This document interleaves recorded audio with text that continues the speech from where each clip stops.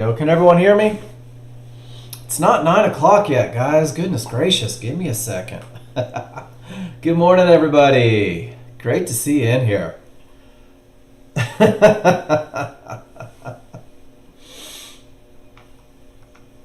How's everyone doing today? You guys ready? Let's have some fun. Let's do what we do, guys. I'm so excited to be back to work. I can't even express how excited I am to be back. Isn't that weird? When you love your job so much, you hate taking the days off. So, guys, we're going to have fun. And Red Rob, I'm going to give you assurance right now that what we're going to be able to do to fix you is not a difficult fix, I promise, because your chart reads are pretty spot on. And it's just that one little thing that we need to adjust. And it's just a little bit of patience. Just a little bit of patience, man. Because you're reading your charts really well. So I don't want you coming into the day frustrated. Be excited. We've got a fix for you today. And we'll get to it after rules. But when we talk about rules, make sure you're paying attention to all three, because it's the three that get us where we need to be. So before we do that, guys, today is Wednesday, July 31st. It is the last day of July. Holy smokes, where's this year going? And at 9:45 a.m. today, guys, Chicago PMI, 10 a.m. pending home sales. We've definitely got some high impact, some medium impact news. And these may move the market. They may not, but they have the potential to move the market. They have the potential to make it jump or spike. I know, Rob, there's nothing worse than a big losing day. I firmly believe this, because sometimes we take the right trades and they don't work. And then sometimes we take the wrong trades and they don't work. And knowing the difference between the two, right? One of them might be a little frustrating. Maybe you're not working through your rules right. The other one is just becomes a cost of doing business. So when we go through today, when we're talking about rules today, guys, I'm going to be pretty vocal. Rob, I want you to pretend like I'm just talking to you, because we're going to fix you. It's what I do. It's my favorite thing to do. So we're going to have a good time. Guys, every morning I come to forexfactory.com and I check the news. It's important to know when the news is printing, because it really can. You're missing one of the biggest parts of it, Rob. You're missing one of the biggest parts of it. But I promise you, it's not a hard fix. So let's kick back, guys, pour a cup of coffee, get some water, and let's have some fun today. Let's go through and let's focus on what we focus on. I'm going to go to the education page, straight from the Nexgen website, guys. Education, trading guide, and this is where everything comes from. And the cool thing is there's no secrets. There's really not. I don't know why that just came up. My brother's links finally came in. Oil inventories at 10:30. Absolutely, Pete. So here's what we're going to do. And we're going to do this because I really think that this is the solution to 90% of the problems that my new users have. It's going to be focusing solely, 100%, guys, on a high probability trend trade. Focusing on this one trade. Where's my glossary of common terms? This one trade that every indicator, each indicator on every chart, where's it at, is going to agree for the trade, guys. And this is where you have the strongest triggers. And this is where there's nothing in the way, no termination conditions, no trouble spots between you and your target.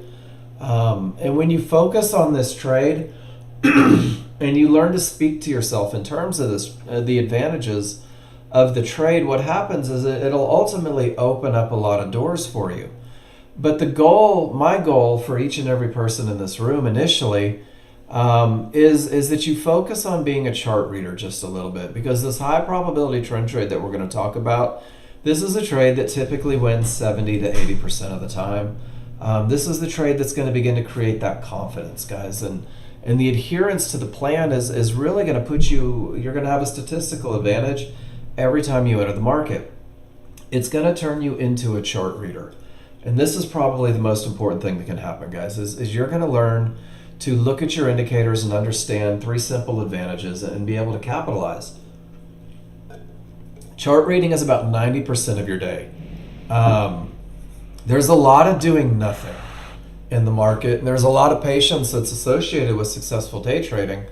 But you will be able to look at your charts and understand where the market is likely to continue. This is going to become your entry point initially in that high probability trend trade. You're going to understand where the market is likely to go, and this is going to help you with profit targets. And then you're going to understand where the market is likely to stop, guys. And this likely to stop area is what we call a termination condition. And this can ruin your good time because it's a point where the people in charge of the market are going to make decisions, guys. And there's just no reason for us to ever be involved in their decision-making process. So my goal for you guys, and my hope and my wish and my want is that every time you look at your charts, the first thing that you ask yourself is, do I have the advantage of momentum, guys? That's the yellow right here, and this comes from strong triggers on the large chart. And then once you have that momentum, you're going to set yourself up and you're going to ask yourself, do I have a clear path? Is there nothing between me and my targets? And we're going to go through each of these rules individually today. We're going to talk about them. And then once momentum and a clear path are present, guys, these are your first two rules. The possibilities are endless. They really are. There's so many ways to make money in the market when you have momentum and a clear path. And there's so many ways to lose it when you don't. Initially, your third rule is going to be the entry for the high probability trend trade. And we teach it like this because the high probability trend trade is the best of the best, guys. This is a trade that typically wins 70 to 80% of the time. And this is a trade that teaches you to read your indicators. And this is a trade, good morning, Kenan, that is going to develop that patience bone in you and really get you waiting for the best of the best. And then, Rob, what you're going to recognize by the end of this first hour, and guys, what I want everybody to recognize is that if every time you look at your chart, you're looking specifically for momentum, a clear path, and an entry area, you're looking for three rules to be met. And guys, you've got to know what the individual rules look like to make sure that they're met. And what happens is you begin saying to yourself, without momentum, I don't want to trade. And without a clear path, I don't want to trade. And without that best of the best entry area, I'm okay sitting on my hands and doing nothing. So we're going to go through these and we're going to break them down, guys. It's going to be just three rules. Excuse me, I'm struggling a little bit. I haven't talked in 2 days. These three rules are going to come about on only two charts. I didn't set up my slideshow. Sorry, guys. I skipped my painkiller so that I could be clear-headed today. So I'm going to talk a little slow, probably. These three rules are only happening on two charts. And this is the key right here, guys.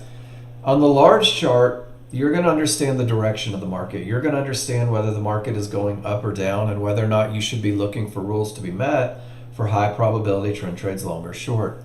And then you're also going to have the momentum defined through rule number one on the large chart, making sure that you have that advantage. And then finally, you're going to be able to define the areas, the points where the market may stop, where there may be a bounce, where these fights might happen. And this really broad stroke of a brush, guys, is only one bar on the large chart. It's the first bar, the most current bar, and you're going to get all this information, direction, momentum, and areas. And then your entry rules are going to come to be on the small chart, guys. And this is where you're going to be able to pinpoint exactly where the market is most likely to continue. It's going to define your entries, guys, and it's going to reduce your risk, and it's going to maximize your profit potential. And then, Rob, on that trade that you showed me, rule number three, just understanding the verbiage would have created a little bit of patience. And you actually took a trade that still lost, but your losses could have been so much smaller, guys. And what you'll see, guys, is when we put together momentum in a clear path, and then you define the point where the market is most likely to continue, guys, it's going to be the lowest risk, highest profit scenario that you have. And we use these two charts because the large chart is the large crowd, guys. This is the people that move the market, the men and women with the money. They're going to establish the trend.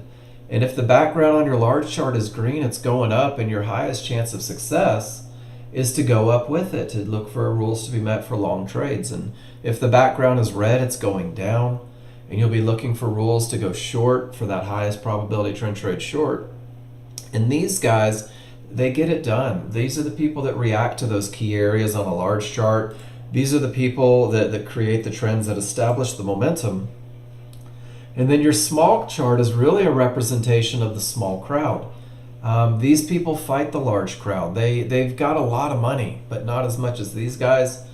And they create little pushes, little retracements. When the large chart says that everything is going up, these guys try to push it down, and you will be able to pinpoint where these guys are most likely to fail, guys. And they fail typically 70 to 80% of the time, which means that your highest probability trend trade entry is a trade that typically wins 70 to 80% of the time, and you'll literally be able to pinpoint exactly where they're most likely to fail. And that's why we use these two charts. That's why we use that refinement process.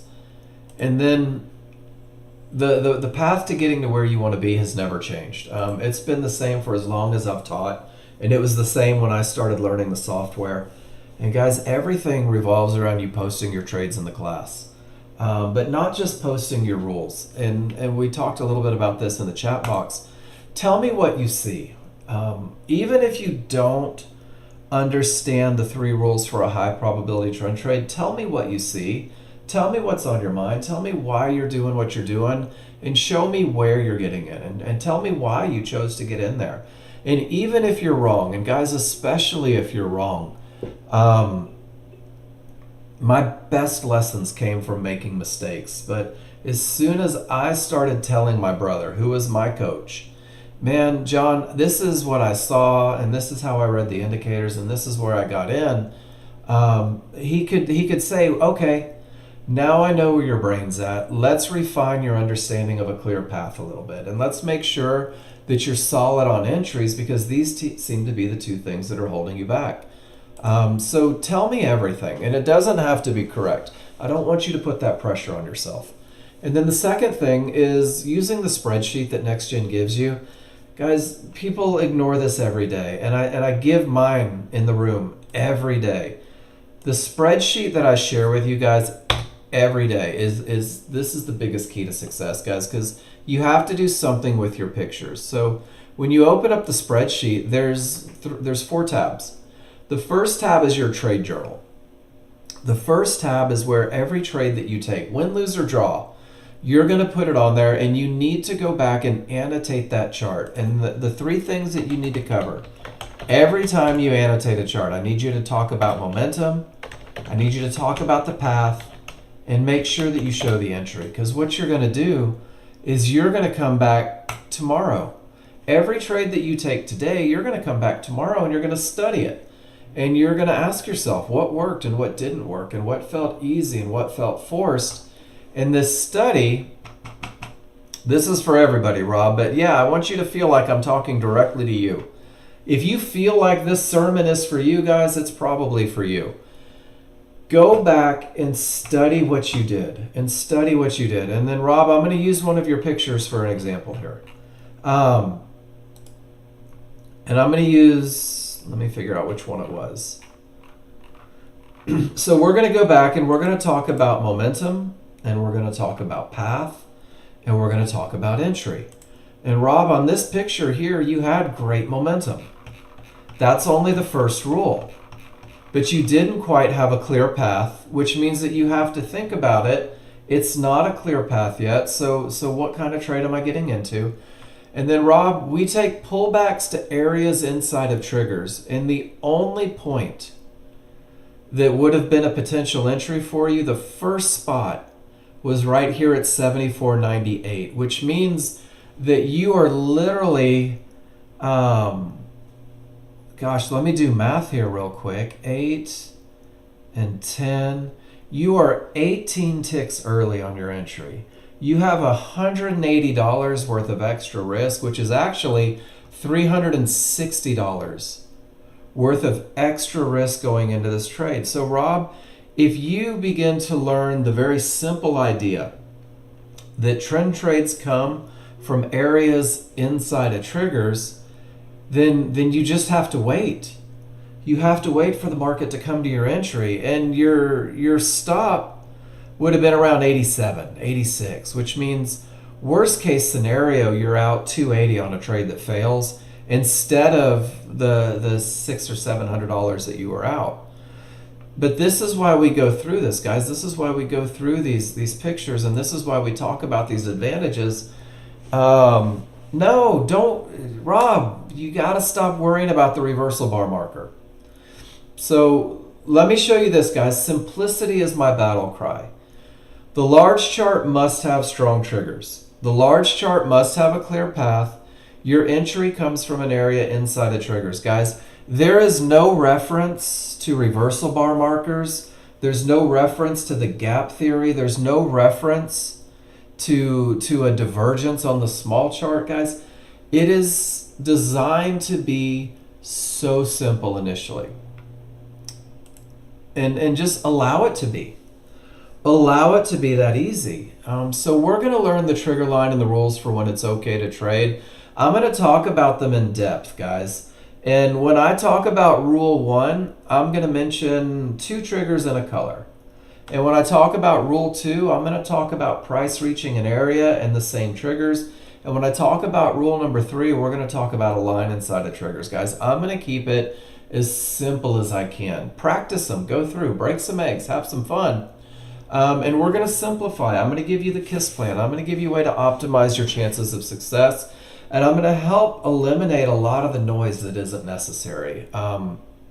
Because as humans, I think, we try to overcomplicate things. We try to talk about stuff that isn't necessary. And we especially do that as traders because we believe that if 3 rules are good, well, then 5 rules must be great. And if 2 charts are enough for success, imagine what I can pull off with 3. But the reality is, guys, is simple is typically the best approach. And the less you give yourself to think about, the easier it is to find spice, odds favorable, momentum. We're going to talk about this in rule number 1. But the key is you've got to know what looks are that you'll commit to. So for you guys that are struggling, I had a picture posted today where odds favorable momentum, OFM spice, was referenced on 2 very separate looks, very different looks. So you've got to go through and understand what it means to have strong triggers, guys, and you've got to be able to commit that to memory. That's what this second tab does. The green section is the rules for the high probability trend trade being met, exactly what it looks like. And then the red ones are when they're not. So know the difference. Keep it simple. You can have strong triggers and you can have weak triggers. You can have a clear path and you can have a termination condition. And then the entries are going to look the same, guys. So the cool thing is that there's also like almost 400 pictures using momentum, using the clear path, using the perfect entry. So Rob, as you're working on your entries, one of the cool things that you can do is you can come back and you can say, you can click on the spreadsheet. If entries are your challenge, right? You're good at momentum. You can get the clear path. I've got to learn to trust areas inside of triggers. Use the spreadsheet, guys. Go back and keep clicking on these perfect trend trade short. And what you'll find is that there's always an area of resistance inside of triggers. So you're developing the look. You're creating an understanding of what you're looking for so that you know exactly what you're committed to. And the more pictures you take of these rules being met, the easier it is to find them. So we're going to get into it, guys. We're going to talk about these 3 rules. I'm going to break them down individually. So spice, we're about to get into odds favorable momentum. And guys, there's 2 things that we use on the large chart. The first one is trigger lines. And I'm dropping this in the room so that you guys have it. And the second one is areas. And almost everything that you do in the high probability trend trade is going to either be, where's my picture? Hold on. Is going to revolve somehow around the trigger lines. And there's 2 trigger lines, guys. There's a small trigger, which is a solid line, and a dash trigger, which is your large trigger. Slow moving average, fast moving average. When they're red, they're going down. When they're green, they're going up. And then there's also areas, guys, lines on a large chart. And I just dropped both of these pictures in there. And really, areas and triggers are going to take care of everything that you need. So we're going to start with rule number 1 because, it seems like a great place to start. Rule number 1 says, on the large chart, you must have strong trigger lines. So if you're looking for a trade and not 3 advantages, you're going to create challenges for yourself. So on the large chart, guys, trigger lines, strong triggers. If the background is green on your large chart, the market is going up. The trend is up, and you're only looking for rules to be met for high probability trend trades long. If the background is red, the trend is down. You're only looking for rules to be met for high probability trend trades short. And guys, going with the trend is the first advantage that you give yourself, even outside of the rules. But to have strong triggers for a long trade in an uptrend, the only way it's possible, and Cheetah, this goes back to your picture, the only way it's possible is if the small triggers are above the large triggers. If the small triggers are wide and the large triggers are wide, and the space created between the two, each color is green. The background is green, the small triggers are green, the large triggers are green, and this agreement with the space in between, guys, lets me know that the odds are favorable for the market to continue up. So SPICE, odds favorable momentum is where that comes from, because the odds are favorable for the market to continue up. In a downtrend, smalls must be red, large must be red, and the space must be between the two, guys. So once again, the odds are favorable for the market continue down. And you're going to see that OFM annotation. You're going to hear odds favorable momentum all day. And sometimes you're going to see where maybe the trigger lines don't agree with one another, or they don't even agree with the background trend. And you'll be able to say to yourself, okay, wait a minute, I simply don't have the advantage of momentum. And guys, odds favorable momentum is rule number 1 for a reason. This is the look that pushes the market, that gives you the best chance of it continuing with the trend. Odds favorable momentum is what it takes typically to break those key areas. And odds favorable momentum is going to help cover some of the mistakes that we make as new users. And odds favorable momentum is when we're going to use that refinement chart, that faster chart, to pinpoint our entries, to buy Fibonacci support when everything says up, to sell Fibonacci resistance. On your large chart, it looks like a tail. On your small chart, there's 20 to 30 bars that have you pinpointing exactly where that tail is most likely to form, exactly where the small crowd is likely to lose, guys. So odds favorable momentum should set the tone. Odds favorable momentum is really the best of the best. And I'm going to show you exactly what it looks like. This is crude oil right now. Odds favorable momentum to the downside. There's one of those tails with the potential to break. Odds favorable momentum up and the market keeps moving. Odds favorable momentum. So what you're going to want to do, and most of you will choose not to, and I don't know why. If momentum is one of the things you're working on, guys, you've got to take pictures. And you've got to go back and you've got to get this look right here and draw an arrow to it and use your call out button and say background green. Small and large green, right? Start talking about what you need to see for this rule to be true. Smalls above large. This is momentum. This is strong triggers. This is rule 1 met. And guys, what I just did is I talked about everything that needs to happen in order for me to have strong triggers. I've put an arrow to show me exactly what it looks like to have strong triggers. This isn't a trade. Guys, this isn't a management. This is nothing. All this is looking at strong triggers. So I'm going to share that link, and I'm going to go back to my spreadsheet, and I'm going to put those strong triggers into my spreadsheet. And I'm telling you right now, if you do this 25 times with strong triggers, you're never going to mistake whether or not you have momentum. And that's a part of the study, guys. That's how you're going to get to where you want to be. And the cool thing is that once you can identify strong triggers, you can identify weak triggers. When your small triggers close the gap, when they return to the large triggers, when they work their way inside of the large triggers, guys, this is a weakening of the large triggers. And when you have weak triggers, anything can happen up or down. So I'm a huge fan of language. And I'm a huge fan of you guys using the language to describe your advantages. Odds favorable momentum, OFM, put it on your chart every time you take a trade, talk about it. Anything can happen, weak, ACH, as you're going to see on charts. And when I have anything can happen, guys, that's exactly what it means. Anything can happen. My advantage of momentum is gone, and I want you to see some stuff. Weak triggers, and there's a huge pullback. Let's do it again. Weak triggers, there's a big retracement. And if I keep moving forward, weak triggers, add a termination. Weak triggers, look at the bounces and odds favorable breaks. And guys, now I'm right back to those weak triggers, and look at the push up. So rule number one, that advantage of momentum, guys, there are trading plans built around strong triggers on the large chart. Is everybody cool with this? Cheetah, did that help a little bit on those two looks? You gave me the thumbs up, so I guess it did. Commit to the look so that it becomes easy, right? Start filling out pictures, nothing more than strong triggers on your large. And then start filling out the second tab with weak triggers so that you never confuse the two. And guys, once you have strong triggers, you have the advantage of momentum. You're a third of the way there, a third of the way. But now we have to make sure that we have a clear path, guys. We have to make sure that no termination conditions are present.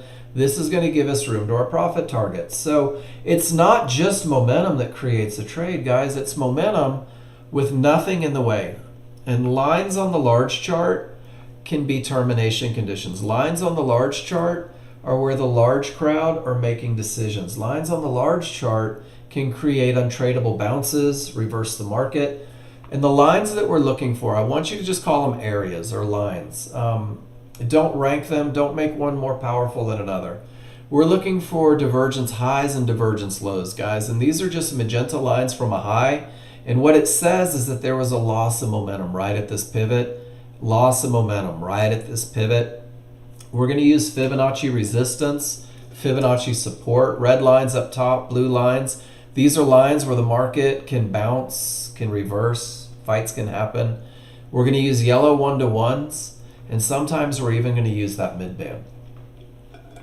But we're going to use these lines, and we're going to combine it with the trigger lines, and we're going to understand whether the market has the potential to reverse, whether the area has the potential to break, or whether or not the area is broken. And it all starts with price reaching the area, because remember, it's the large crowd, guys. These guys are pushing it up. These guys are creating momentum. And when they reach this red line, they're going to make decisions. And the decision may be to exit their position completely. There may be a group of sellers waiting to enter a position there. And there may be a fight, an untradeable fight that you don't want to be a part of. So when price reaches the area, whether it's resistance or support, all you have to do is ask yourself, where are my triggers? And if the triggers remain below resistance, whether it is a divergence high, a red Fibonacci resistance line, yellow 1-to-1s, if they remain below resistance, if they remain above support, well, then this is an area that may stop the market, that may create an untradeable bounce. This is an area that may ruin your fun, guys. And termination conditions are designed to keep you safe. Termination conditions give you the ability to understand exactly where these decisions are made. When price reached Fibonacci resistance, your trigger lines remain below, and there's this huge untradeable bounce. And then price reached Fibonacci support, and the triggers remained above. And once again, there's this huge untradeable bounce. And then there's weak triggers below the divergence high. And guys, this is where the reversal happens. And I want you to see something. Everything that we do is patterned. So guys, this is crude oil today, this morning. From resistance to support to a pivot stop out, that's a divergence high that reverses the market, and it reverses the market. And if I go back to tops and bottoms, straight from the user guide, this is pretty cool. it's pretty much the exact same picture. And this was crude oil in 2021. Resistance all the way back to support, all the way up to that divergence high. It exceeds it, trades below. We call that a pivot stop out. And that's what reverses the market, guys. And it's the exact same look. So weak triggers at an area is problematic. Even if they're green, termination conditions say no more longs. They said don't try the short yet. And as we came into support here, those weak triggers into support said no short trades. So guys, rule number 2 is going to keep you out of a lot of problems. Is everybody cool with that? And the easiest way to study termination conditions is scroll back and just start looking at how often these lines create bounces. Go back and build a little trust on how often these Fibonacci areas call tops and bottoms and how your trigger lines support. And guys, the easiest trades that you'll ever take will be in between these areas when you have cleared one but haven't reached the next. So that's the idea on rule number 2, is we don't trade into areas, but rather we can trade from areas. And we need that clear path. So nothing in the way is the easiest way to define a clear path. But if you're coming through a termination condition, if price reaches support here, and you say to yourself, I can't go short into this blue line, it's not a clear path. Once your small and your large triggers get below support, once your small and your large triggers, both lines of both triggers get above resistance, support behaves as resistance and resistance behaves as support, guys. And this is what it takes to have a clear path. Both lines of both triggers on the other side. And until that happens, your path isn't clear. And until your path is clear, guys, rule number 2 is not met. So every line on your large chart, at least for a moment, is going to be a termination condition. And sometimes they'll break, and sometimes they'll reverse the market. And the reality is we never know which it's going to be. So you've got to go back and you've got to study rule number 2, and you've got to commit that look to memory. And guys, I'm going to beat the spreadsheet into your brains today. You've got to know exactly what it looks like to have a clear path, and your path will remain clear until you hit the next line. And that's one of the things you have to remember, is a clear path doesn't last forever. A clear path is good until you reach the next termination condition. And once you're good at this, guys, once you can tell the difference between a termination and a clear path, it's going to open you up for your second trade. And guys, this is one of the most commonly lost trades because there's some factors that come into it to take it, to find success with it. We call it a 50-50 trade. And this is a trade that relies first on odds favorable momentum to break an area. Strong triggers can break areas. And what 50-50 is a reference to is that your small triggers are below the area if it's support, and your large triggers are still trailing behind. So with odds favorable momentum, this fib has the potential to break. But until the small and large are below, it's not considered broken, which means that rule number 2 isn't met, which means that it's not a clear path, guys. And you've got to speak to yourself in these terms of advantages, because if you don't have a clear path, I'm going to hand you a plan that insists on momentum, that makes sure that your entry area is solid so that you can take advantage of that potential to break. And guys, this isn't a hard trade to be good at, but there's a couple rules for it. And one of them is that you come from a strong top or bottom. What is a strong top or bottom, guys? Decisions are made at lines on the large chart. The people in charge are making decisions at resistance, and they're making decisions at support. If price reaches resistance, no matter what it is, divergence high, yellow 1-to-1s, red fib, and the decision made was so impactful that the triggers didn't break and that it reverses the market, we're going to call it a strong top.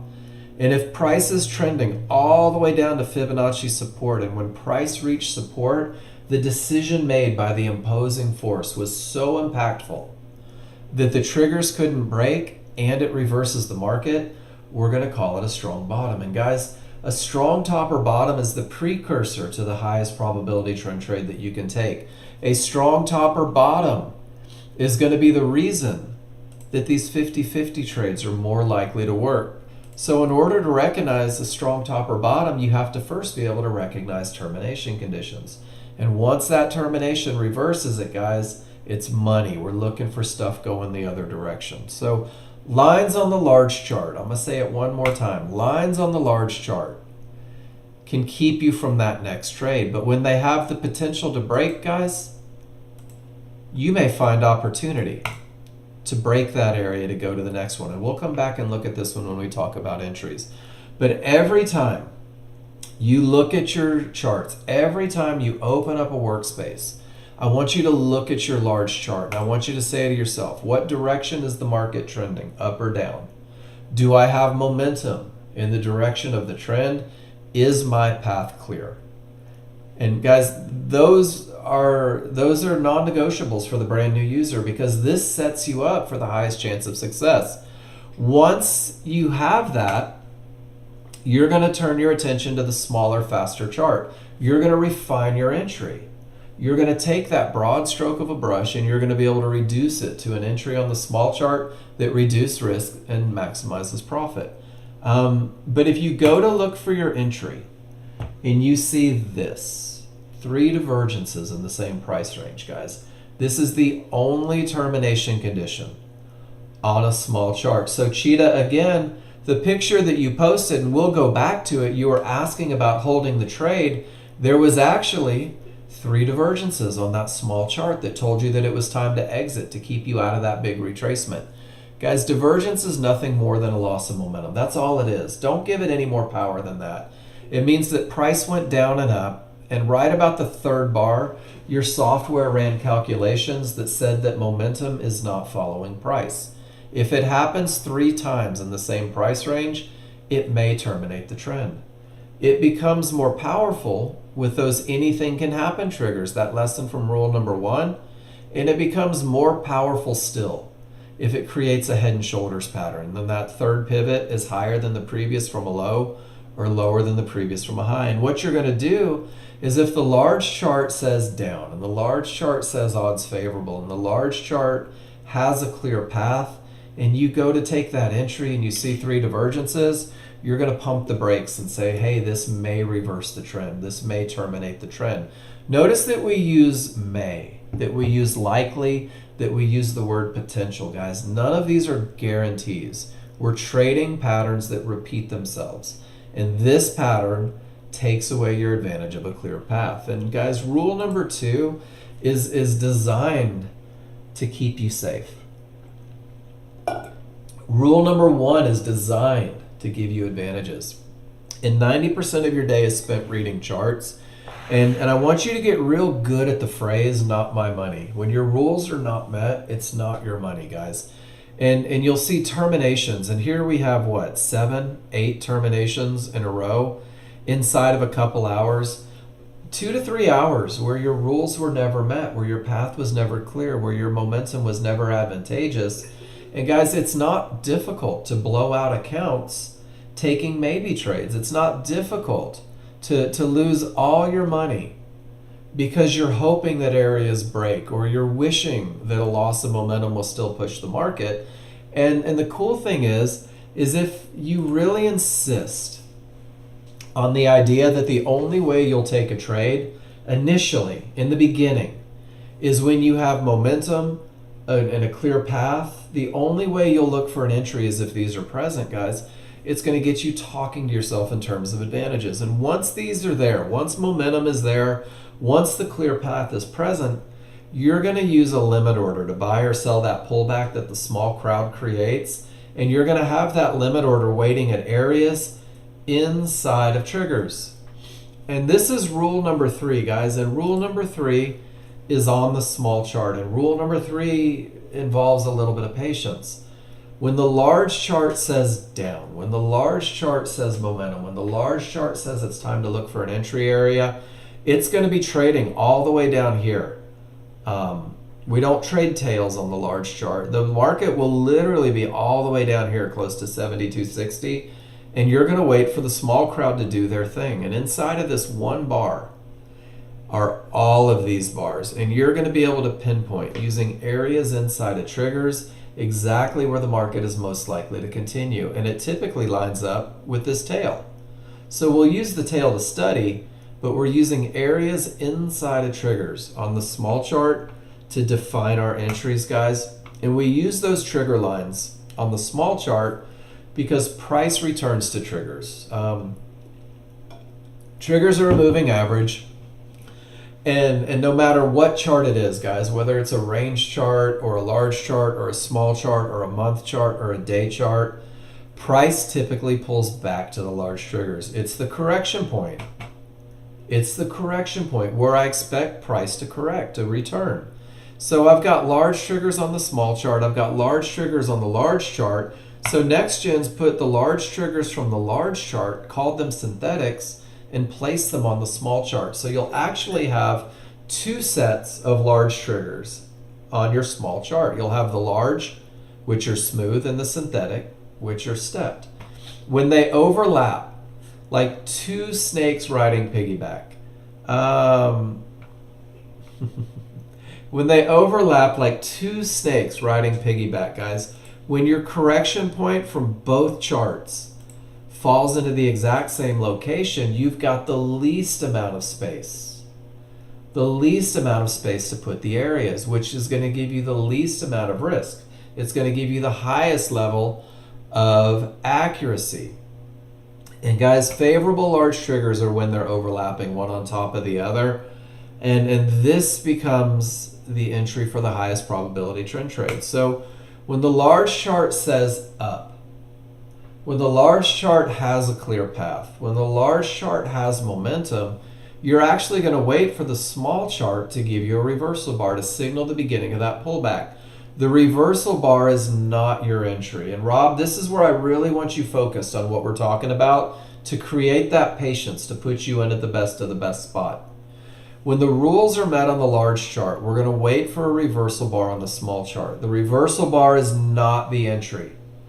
The reversal bar is the beginning of the pullback.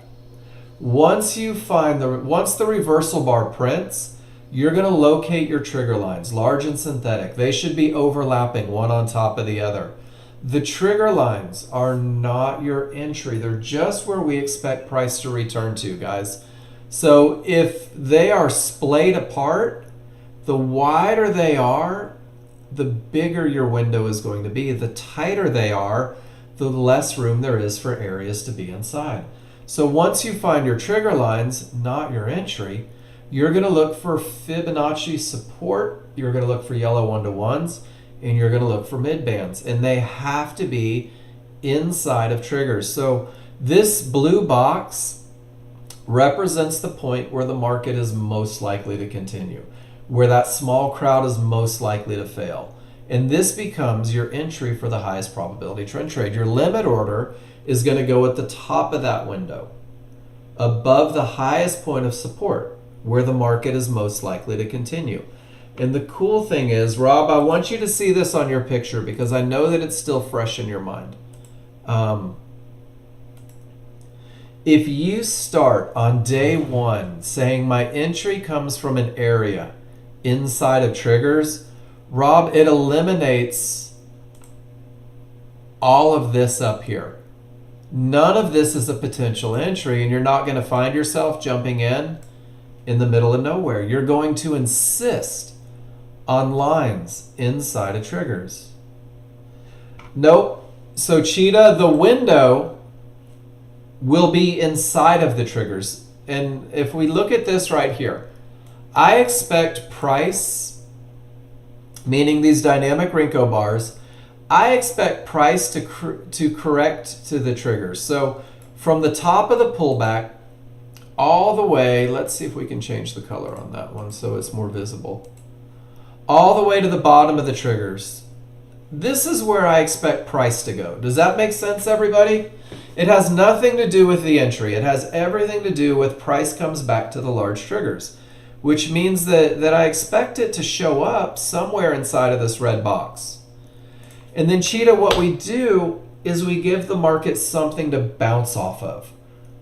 Fibs, mid-bands, and yellow 1-to-1s. So your window of opportunity goes from the highest point of support, from the line closest to price inside of favorable large triggers, to the line furthest from price inside of favorable large triggers. And this becomes the area where the market is most likely to continue. Does that make sense? So the window isn't just the overlapping triggers, but rather the areas inside, from the highest point of support to the lowest point of support inside of favorable large triggers. So somewhere in here is where I expect the market to bounce. And because the large chart has odds favorable momentum, because the large chart has absolutely nothing in the way, I'm going to activate my limit order right at the top of that window. And I'm going to say, you know what? I'm going to get in at the area closest to the pullback because of all those advantages on the large chart. So it's not your entry. Your entry isn't at the synthetic triggers, but rather the areas inside. And I like to tell people, picture that you're throwing a tennis ball as hard as you can. And the trigger lines aren't the wall. It's got to be a fib, a mid-band, or a yellow 1-to-1. And this creates an awful lot of patience because it doesn't allow you, if you're following the rules, to jump in early. It doesn't allow you to jump in at the triggers. It forces you to wait for areas inside of favorable large triggers. And this is where chart annotation really pays dividends, because every time you say rule number 3 out loud, it forces you to look for a line inside of triggers. So for a short trade, when the market says down, when the momentum is strong, when the path is clear, you're going to wait for the reversal bar. And the reversal bar is not the entry. We'll cover that, Rob. We'll go take care of that for you, brother. The reversal bar is not the entry. And you know what my wife did, Rob? And maybe you did this on yours, is saw the reversal bar and hit sell. There's my reversal bar, hit sell. My wife did that when she was learning the software. And then from the reversal bar, it starts pulling back to those favorable large triggers. Cool. So man, I told you there's nothing that can't be fixed. And we're not entering when price reaches the triggers. We're insisting, Cheetah, that we have something solid to bounce off of. And in this case, there's only one line inside of favorable large triggers. It's a mid-band. So your limit order goes about 2 ticks below it. And this becomes your entry for the highest probability trend trade. And we're not looking for the lines beyond the triggers. These aren't a part of the equation because I don't expect price to get beyond that synthetic trigger there. And the same is true here. I'm not looking at Fibonacci support because I don't expect price to get below these synthetic triggers if this is going to be one of that 70 to 80%. So by defining where the market is most likely to continue, we're also defining where the market shouldn't go. And if we get in at the triggers instead of the lines, all we've done is increased risk, and all we've done is limited our profit potential. So let's do a quick limit order.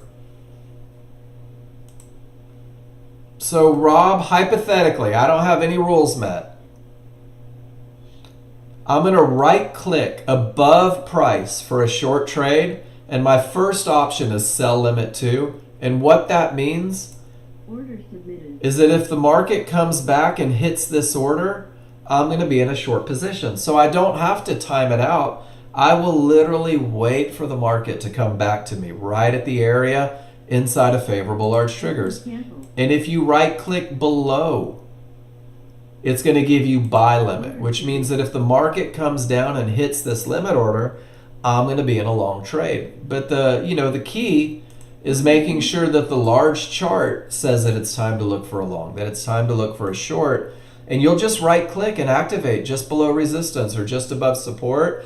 And you typically have almost 3 or 4 minutes sometimes waiting for price to come back to you. And you've pinpointed exactly where the market is most likely to continue. Does that make sense, Rob? Let me pull up both of these and go to that tail that we circled real quick.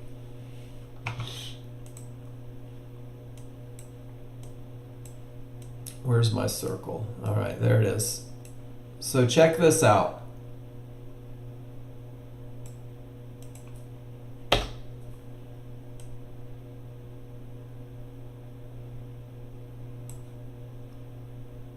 No worries.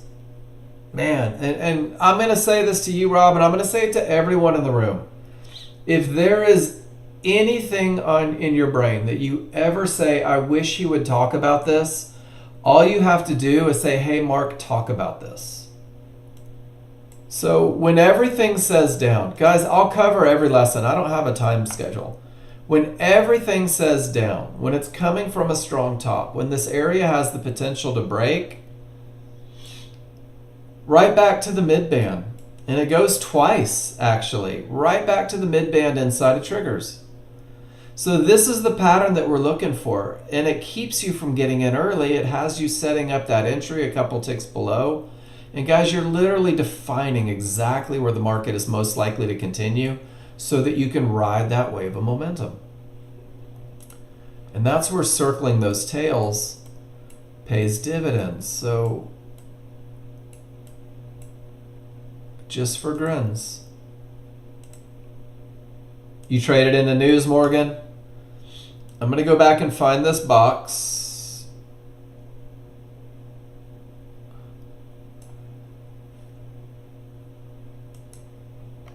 So Rob, do you see it? With all that momentum, it pulls right back. And check this out. Those lines are inside of triggers. And I don't have any lines inside of these triggers.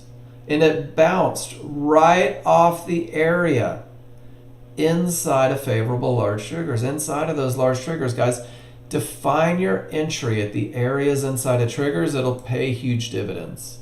And don't trade into support. Is what a clear path, D? No, that wasn't. It was potential to break. Because the smalls were above and the large were not. Potential to break. Trading book and pencil.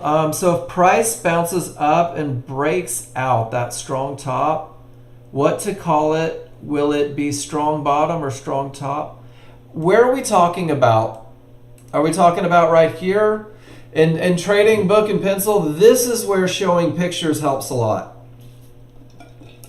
Because I am very much artsy-fartsy. And I can picture 1,000 things. So when we talk about a strong top or bottom, let me pull it up. And I'll give you guys this as well. I'll give you the PDF file for it. Strong tops and bottoms for the new user. So I just dropped it in, but I'm going to give you guys the exact same thing. I'm going to bring it up here. Strong tops don't become strong bottoms. Strong bottoms don't become strong tops, right? Kenan, why?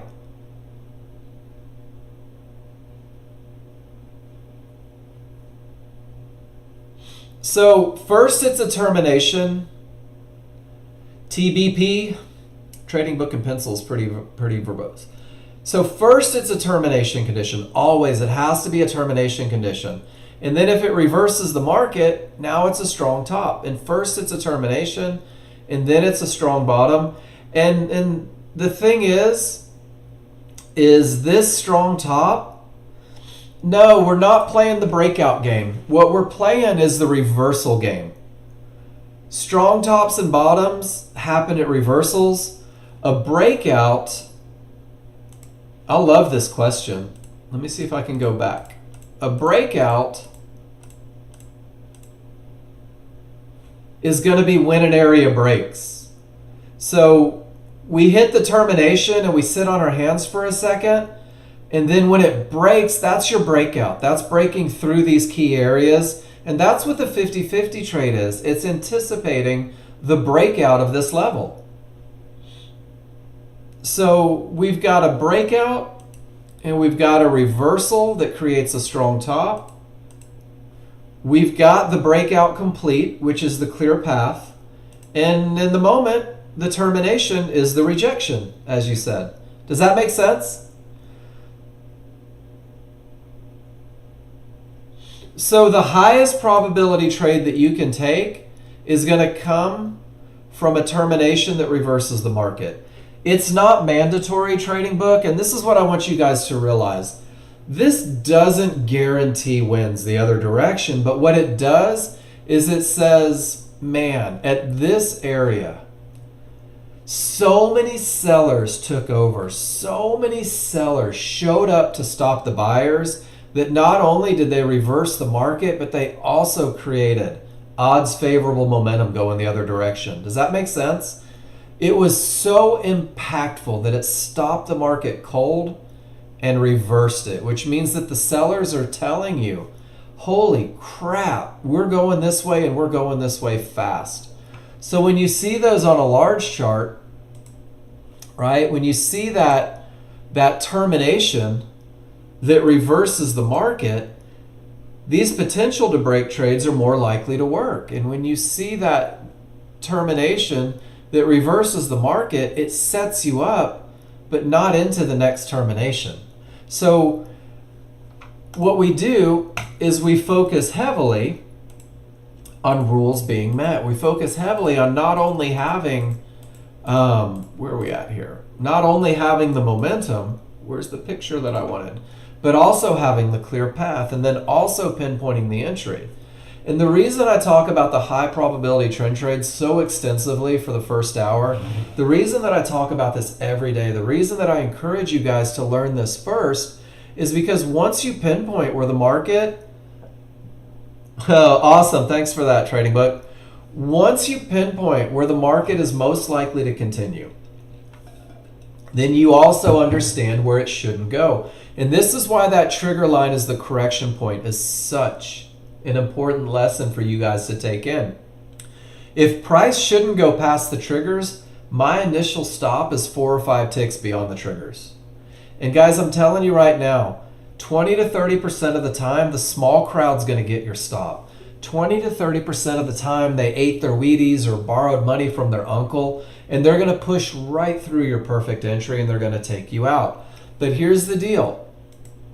If you have momentum, if you have a clear path, if you have that perfect entry inside of favorable large triggers, more often than not, you're going to get a reversal bar in the direction of the trade off that area. And once you get this reversal bar, guys, your initial stop is going to get tightened up like 2 ticks above it, 2 ticks below it for a long. And you're going to say to yourself, I have every advantage and now it's doing what it's supposed to do. I'm not willing to lose anymore, because if something goes sideways now, it's just not meant to be. And it's not uncommon to see you guys taking these great entries. And Rob, this is going to start paying dividends for you today. Taking these entries at areas inside of favorable large triggers, and then if you get that reversal bar, maybe giving up 30 or 40 bucks, 50 bucks, not giving up $300 or $400 per contract, because you're waiting for the retracement, because you've identified where the market should continue and you know exactly where it shouldn't. And guys, this is kind of the beginning of the management plan, but you've got to study the entries. So this is where those tails come in, guys, for study. When the large chart shows strength, that momentum is present, the path is clear, or even the potential to break. If you go back historically and circle a tail, go to your small chart and see where that circle comes up, or that square. And if it's an area inside of favorable large triggers, I'm going to pull up my TechSmith capture, because there's some people in the room that I'm not seeing pictures from yet. So like Trading Brook, do you know how to take a picture with the capture software yet? Do you know how to post it in the room? Because this is such an important part of what we do. I'd love to pause everything and talk about it real quick. Okay, cool. Guys, when you see this happen, if you go back and circle tails and everything lines up the way it's supposed to line up, take that picture. Annotate with why the rules are met. Hit that upload so that it gives you the screencast link. And the first thing that you should do is drop that link in the room and say, hey, Mark, I want to make sure that I'm seeing this correctly. And if the feedback is absolutely yes, go to your favorite looks, guys. Drop it in there. That's your best of the best look. And then there's so many of them. in the client trade section, guys. And even on this, let me close this out. Even here, I've stolen a couple from the spreadsheet. And notice the odds favorable momentum. Rule number 1 is met. Price has not reached the area. I'm using the language. Triggers have cleared the previous area. I have a clear path. So all I'm doing is I'm waiting for the pullback to an area inside of triggers, guys. And this is your look for the high probability trend trade long. And if you go take 100 pictures of this look, you're not going to miss it when it sets up. You're not going to jump in up here. You're going to insist on triggers inside of favorable, or areas inside of favorable are triggers. And it looks exactly the same going the other direction. And guys, these are taken from Nexgen users, and I love the annotation. Wanted to get in earlier, but waited for the pullback. And look at the pullback.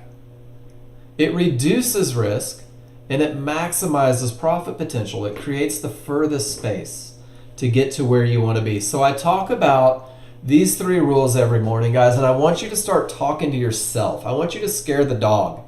Every time you open up your chart, do I have momentum? So let's go to the live chart.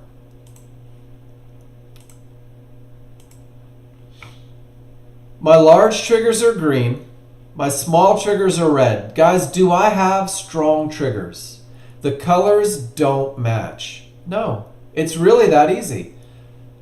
Price reached Fibonacci resistance. All the triggers are below. Do I have a clear path? No. So guess what?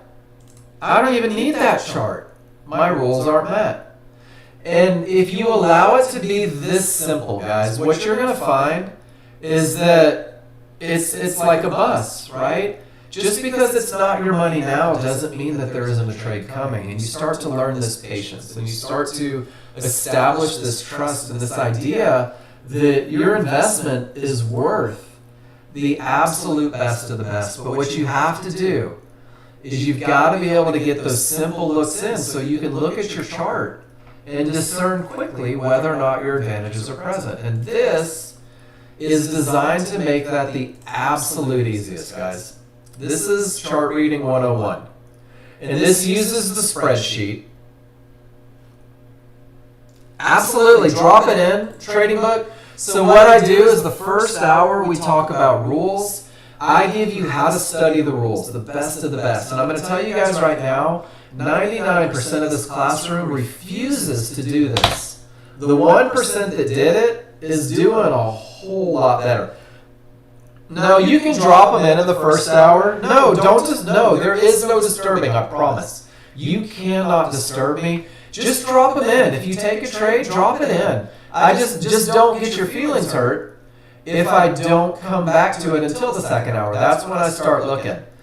So when you go back, guys, and you take 25 pictures of strong triggers, you're never going to make mistakes about strong triggers. And if you do the same for weak triggers, a clear path, and termination, what happens is that you never make these mistakes, right? Not hurt as long as making money.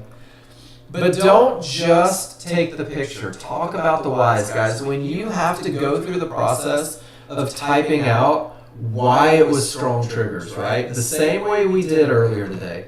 When you go through the process and you type out, this is the picture we took today. The background is green, the small and large are green, the small are above the large, there's momentum, strong triggers, rule 1 met. Guys, there's absolutely no mistaking it. Notice that it doesn't talk about the clear path.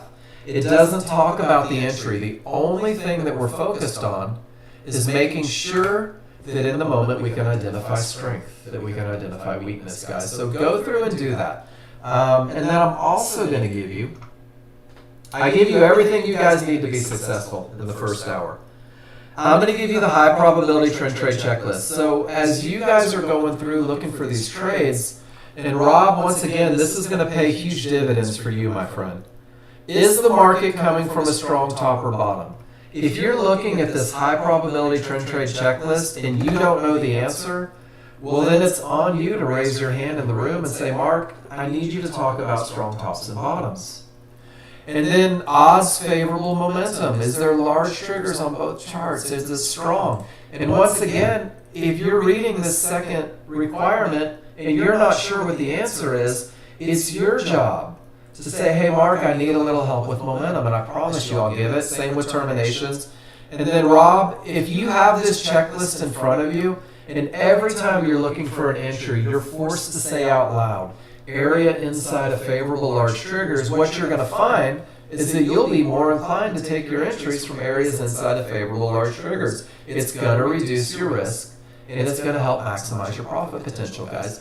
So print out this first sheet, put it on your desktop, and hold yourself accountable. Here's your strong top or bottom. No triggers through, reverses the market. Odds favorable up, odds favorable down. Anything can happen. Termination, no triggers through. Potential to break, not a clear path. Clear path. And then defining your area of entry. Guys, I'm giving you everything that you need to be successful. So use these pictures to police yourself as you're going through the idea that you need to take 25 pictures of each. And then once you do that, every trader needs a plan, guys. It's the whole fail to plan, plan to fail thing. So I'm giving you the KISS plan. I'm dropping it in the room right now, guys. And the KISS plan isn't the end of the road. The KISS plan is designed to optimize your chances of success. And it's designed to do it through the high probability trend trade first, because this is the trade that creates confidence through the memory of success. This is the trade that teaches you to read your indicators. John Novak, it is not 10:30. This is the trade that is going to give you the best chance of success, the highest probability of winning, and this is the trade that's going to teach you to read your indicators. And then through simulation, study, class feedback, and continuous practice, guys, you're going to create your own plan. You're going to create a plan that suits your needs. But here's the deal. If you don't understand these very basic concepts and you see someone else taking a different style trade and you try to do what they're doing, my brother's a great example. He has 27 years. He wrote the indicators. He takes trades outside of the KISS plan, and if you don't have his ability to read the charts, don't try to do what he does. So guys, this is the best of the best. And here's the cool thing, trading book and pencil, I know you're still new here, and you guys that are new, or you guys that are coming back to me and maybe you're struggling a little bit, I've had people get funded in those prop firms with the KISS plan within their first 30 days with Nexgen.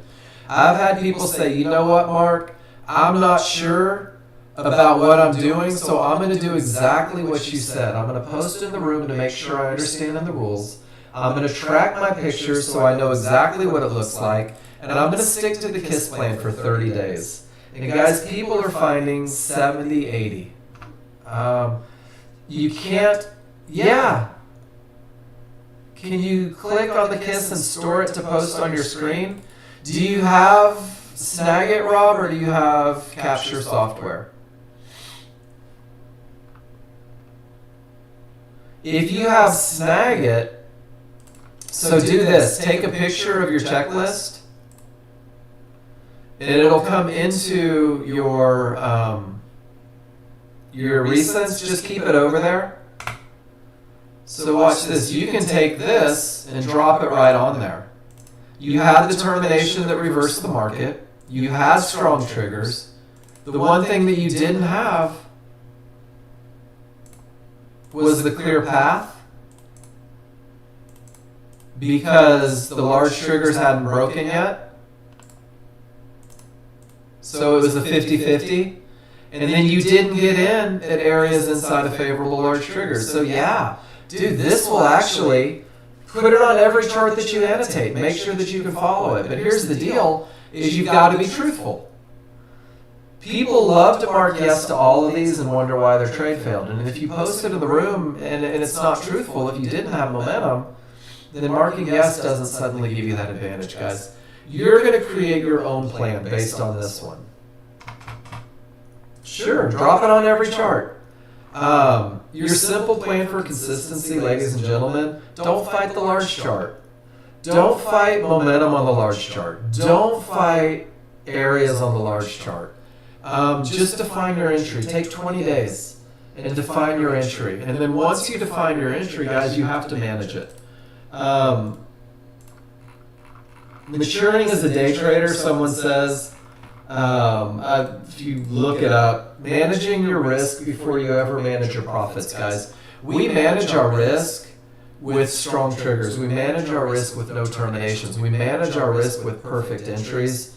And then we've got to actually physically manage it through management. And if you allow your management in the beginning to be just as mechanical, just as mechanical as your entries, what happens is you take a lot of the emotion out. You take a lot of the fear out. You take a lot of the wishing and the wanting and the praying out. So your management plan, the most mechanical approach, guys, revolves around getting into the market where the market is most likely to continue. Because once you can define the spot, you can also define where the market shouldn't go outside of that window of opportunity. And at this point, you're either going to get stopped out.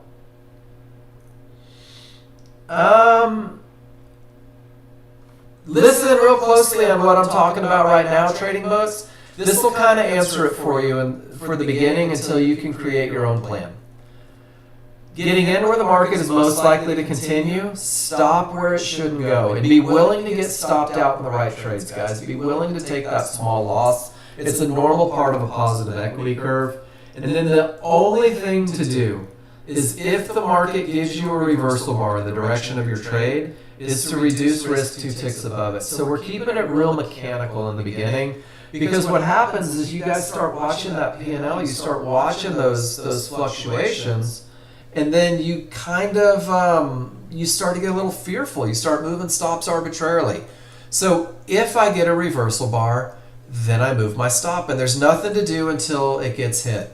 The first target gets hit or the stop gets hit. And more often than not, if you're following rules, it's going to hit your first target. So for the KISS plan trading book, it's $100 in the distance. That's it. And it's $100 in the distance because with all of those advantages, $100 is pretty easy to hit.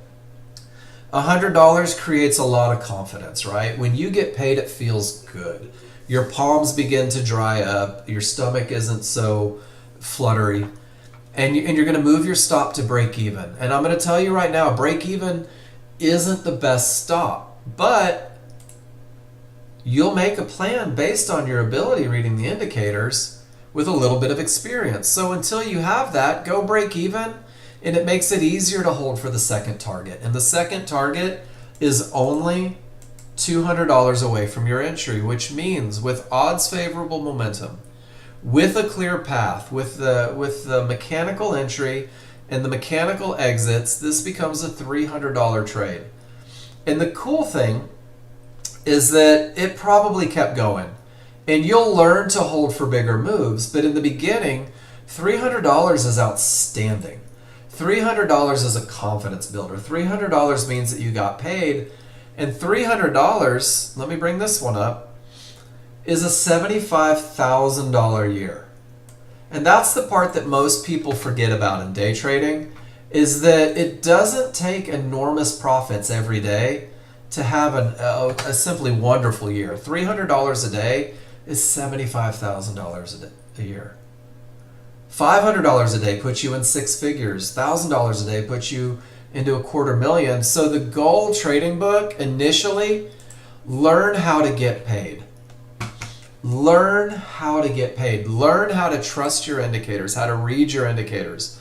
Learn how to take the best entries, right? And keep it super simple initially. And I promise you, you will create a plan based on your ability to read the indicators that suits your needs.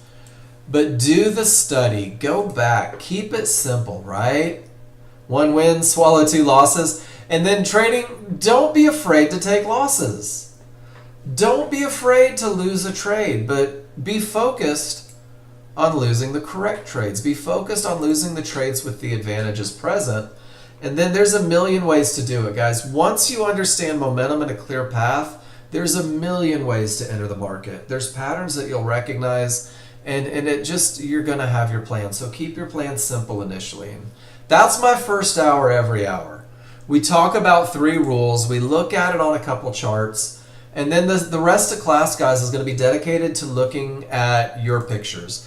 looking at the charts that you post. So what I'm going to do is I'm going to go back to every chart, and we're going to talk about momentum, and we're going to talk about clear path, and we're going to talk about entry areas. And guys, for the sake of education, I'm going to say, John, you didn't have odds favorable momentum, but you did have room to your target. And since you didn't have an area inside of the triggers, I see that you waited for it to head in the direction rather than just hoping a mid-band hits, and you're already on your way. And I would say something clever like, John, why didn't you get paid at the red line?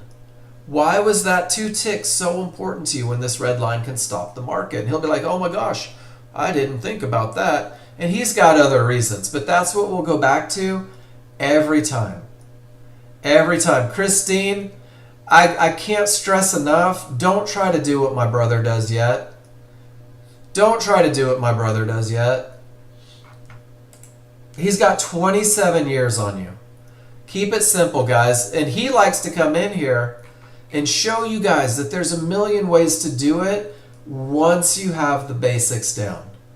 And that's why I appreciate John Novak posting in here so much, is this is not a high probability trend trade, but this is a trade with enough advantages that he's able to capitalize, and you're going to start to see that. But if you can't read your indicators at a second's notice, you're going to struggle with this one. You're going to find yourself taking trades that don't make sense and giving a lot of money back. So guys, I'm going to let you watch crude oil.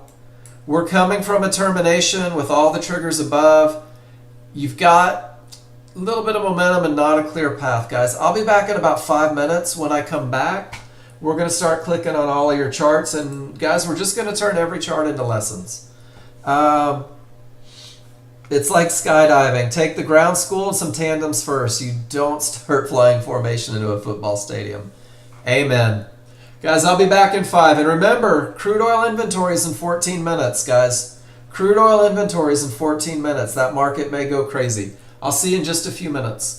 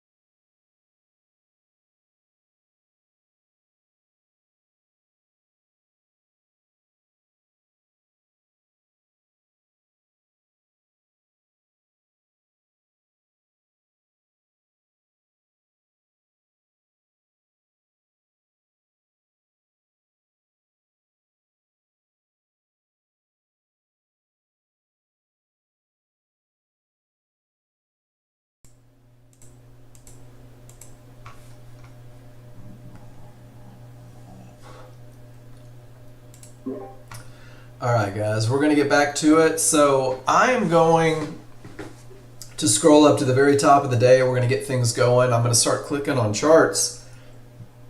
And then we're going to relay everything back to momentum, clear path, and an entry area, guys. Whether it's a high probability trend trade or not, we're going to go back to those three concepts. And my hope is that you begin to realize that when you start breaking them down into those three concepts, what happens is that there's a lot of advantages that come in, and it really kind of starts to define things. So Andy got us going, and Andy had odds favorable momentum, and he had a clear path, and he's from a strong bottom, and he's really gone through it and identified everything going on. And he didn't have the areas inside, so he waited for the up bars. Little late to the party, but he rode the momentum all the way up to Fibonacci resistance. And Andy, this is absolutely beautiful. What a great trade. And then Cheetah.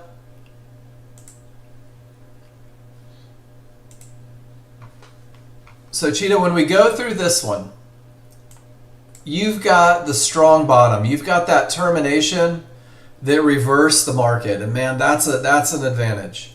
And you do have odds favorable momentum. The smalls are above the large are wide. And do you notice how you put clear path? So Cheetah, after today's lessons in termination conditions, price reached yellow 1-to-1s and all the triggers have remained below. Do you see how the path isn't clear here? And guys, this doesn't just have to be Cheetah. Everybody in the room, do you see how the path isn't clear? So you're going to get to a point, and this is everybody, because I don't try to hold anybody back and shackle you to these trades, right? So this is where, Cheetah, you may find yourself saying, well, I'm going to go through what my advantages are, and I'm also going to go through what my disadvantages are. So my first advantage is that strong bottom. My second advantage is that best of best momentum. My third advantage, strong triggers, no divergence. And there is literally one line where the market is most likely to continue. So Cheetah, you might go through your large chart read and say, man, I've got a strong bottom, odds favorable, but my path isn't clear because this look on my small chart is perfect because there's no loss of momentum, because it's the strongest triggers, and because I literally have one line where the market is most likely to bounce. You may say, I'm going to get in right here just like you did, mid bands, yellow 1-to-1s to take advantage. Does that make sense, guys? Is it high probability trend trade? Not at all. Definitely not. But let me give you this right here, and I like to do this every day. And I think you guys should build one of these for your desktop. I say that every time I do this. Take this picture and print it out on your desktop. I'll drop it in the room real quick. Take this picture and print it out, and then make 3 boxes out of paper, cardboard, whatever. Make 3 boxes. And every time you look at your chart, guys, do I have momentum? It's either a yes or no. You're either going to cover it or you're not. Do I have a clear path? It's either a yes or a no. Do I have an entry area? It's either a yes or a no. And Cheetah, one of the cool things that you can do with your trade is you can go, man, I don't have a clear path, right? And that becomes pretty easy for everyone to recognize. So what you may say, as long as I have momentum, and as long as I can clearly define an entry area, I'm willing to take a shot at this trade. Does that make sense, everybody? And on that same token, whoops, if you cover up momentum as well, then you may say something clever like, I'm not willing to take a trade with 66% of my advantage is gone. And apparently my font got cold. It shrank right up. I'm not willing to take a trade with 66% of my advantage is gone. So what you're doing is you're focused on those advantages, right? And you may say to yourself, With only one missing, you know exactly what you have to insist on. If you don't have the best entry area, well, then you might be focused on momentum and a clear path. And if you don't have momentum, but you have clear path in an entry area, well, then you may be willing to take that shot. So, Cheetah, I love the picture. And from the most basic form, right, it's not a clear path. But if you start stacking advantages, you absolutely nailed the entry. Nicely done, Cheetah. And guys, I try to do this. I try to turn every lesson or every picture into some sort of lesson so that you guys can get something coming out of this. And it doesn't have to be your picture for there to be a lesson. And then we get the next one, and this was great. And guys, this is how you get to where you want to be. Cheetah's asking about momentum. So the first arrow, he goes, I've got this odds favorable momentum, right? And then after the pattern is fully developed, can you say that the above red arrow has better odds favorable momentum? So Cheetah, this is why when we go over rule number 1, background's green, larger green, smaller green, best of the best. Background's red, smalls are below the large. Do you see how this just isn't your best look for momentum? The path is clear, and maybe if you found an entry area, rock star, right? But big difference between the momentum looks, and this is why it's so important to go through and make sure you understand the difference between the two. So, and this one actually had an entry and 3 divergences right here, telling you to get out, and then it just became a little bit of a waiting game. So another great picture, another great lesson, and we just revolve it right back to momentum, whether or not it was there or whether it wasn't. Good stuff, Cheetah. Thanks for posting those.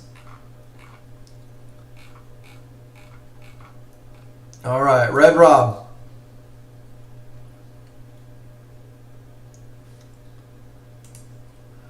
What should I be thinking about this look with the 13-2 and the 5-1? Well, I'm going to go through it. I told you we'd do this together, Rob, so I'll do the typing for you on this one.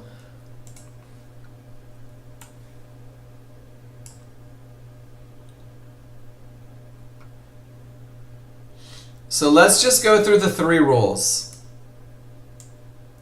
I'll cover that. Did you have odds favorable momentum? Absolutely. Did you have a clear path?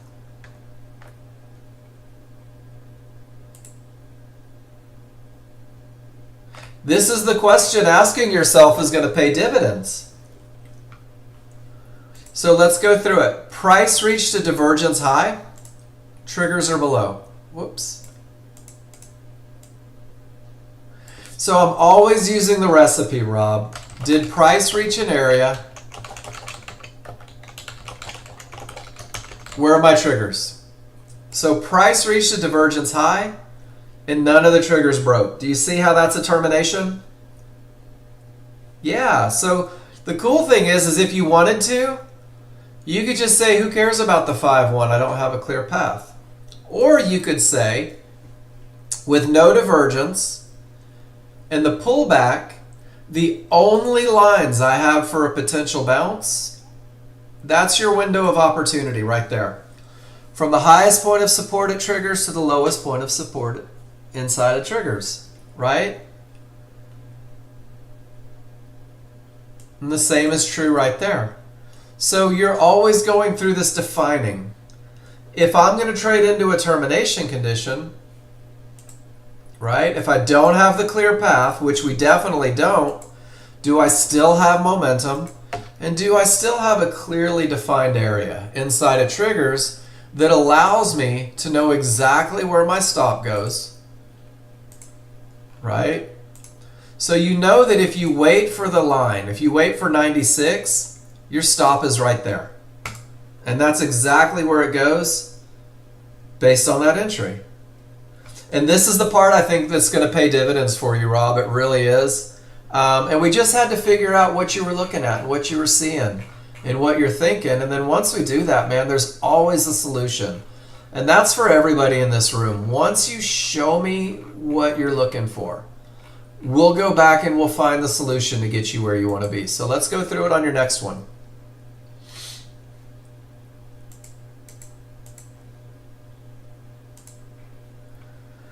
So the exact same thing. You have odds favorable, right? 100%. That's killer looking momentum. Large triggers haven't made it through just yet. So it's a 50-50 trade. Does that make sense? It has the potential to break, but it's not broken yet. So if you were going to take an entry on this 50-50, you actually pinpointed it where you're already down $320. Do you see how the lines inside of triggers define your entry? And then your stop might even be closer to 85. Awesome. And that eliminates a lot of the worries. So pretty cool, Rob. You're great at identifying momentum. You got momentum without a problem. And I feel pretty comfortable that you're good with the terminations. And now we're just going to develop a little bit of patience to give you the highest chance of success when you get in at the areas inside of triggers, because then you know where your stop goes, and this is going to turn your big honking losers into much smaller losers if it's one of those trades that doesn't work.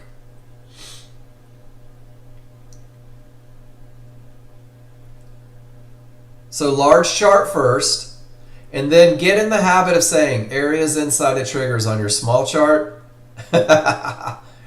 It comes with the testicles. We all have it. But now you're just developing the patience. But man, this is where, and I firmly believe this, guys. I believe this with my heart. That if you use the language associated with the rule, if you speak in terms of exactly what you need to see, it becomes easier to recognize, and it becomes easier to avoid the trades that don't fit the rules, because your language becomes very precise. It becomes very exact. And the more precise you are with the language and the looks associated with it, the less likely you are to break those rules. So, Andy Man, odds favorable, clear path, pull back to support inside of triggers, easy money all the way up. Nicely done, Andy. And then Andy again, odds favorable, momentum, clear path, pull back to resistance inside of triggers. It's the exact same look going both directions, and Andy nailed it both ways. So there's a very distinct pattern, guys. There's a very distinct pattern that creates dividends, and you've just got to learn that very simple pattern, and you'll be amazed at what you can pull off. And then going back to it, Rob, now we know, right? Great entries create manageable trades. Let's see what John Novak did. He wrote everything. Absolutely I do. Absolutely I do.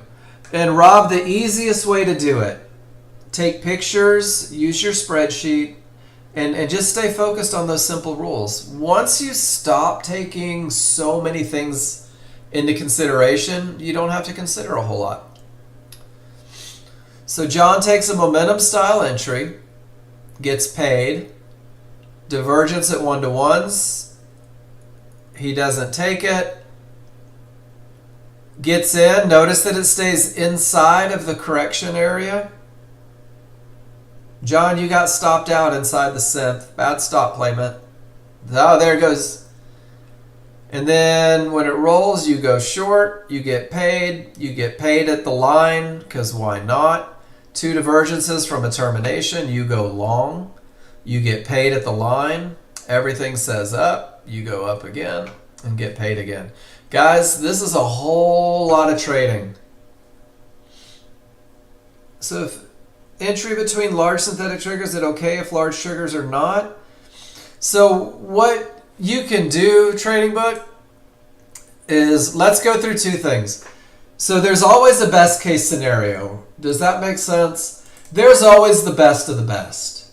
And the best of the best will always be, without question, the highest chance for the least amount of risk. The best way to take the trade with the most accuracy is going to be inside of what we call favorable large triggers. And let me find my picture. This will always be the best of the best because it takes the correction point from both charts and it really puts it in one spot.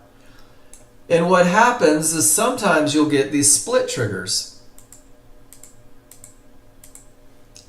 And once they kind of come across from one another, you create two correction points. And you'll notice on Andy's, let me go back to Andy's picture. And I messed up and I cleared them out. Hold on one second. Let me get to Andy's pictures. Dun, dun, dun. Almost there. Let me find them. There's a lot of scrolling on my end. Sorry. Here's Andy's picture. Notice that there's no lines inside of the large. The only line he has is right up at the area inside of the triggers. So yeah, if your only line is inside, it takes a lot of the guesswork out. But the thing is if there's a line down here, right, or lower, understanding that your stop goes 4 or 5 ticks beyond lets you decide whether or not you're willing to take that risk. Does that make sense? Because your stop's going to go 4 or 5 ticks above, which means that you've got 5 ticks on this one. Nope, the mid band right here. See that mid band? So when we're looking for high probability trend trades, there's 3 lines inside of triggers we look for. We look for fibs, so resistance going short, support going long. We look for a mid band, and we look for yellow 1-to-1s. And then what that's going to do for you is it's going to give you a bounce point inside. So the triggers are where I expect the price to return to. The mid band is what I expect to create a bounce.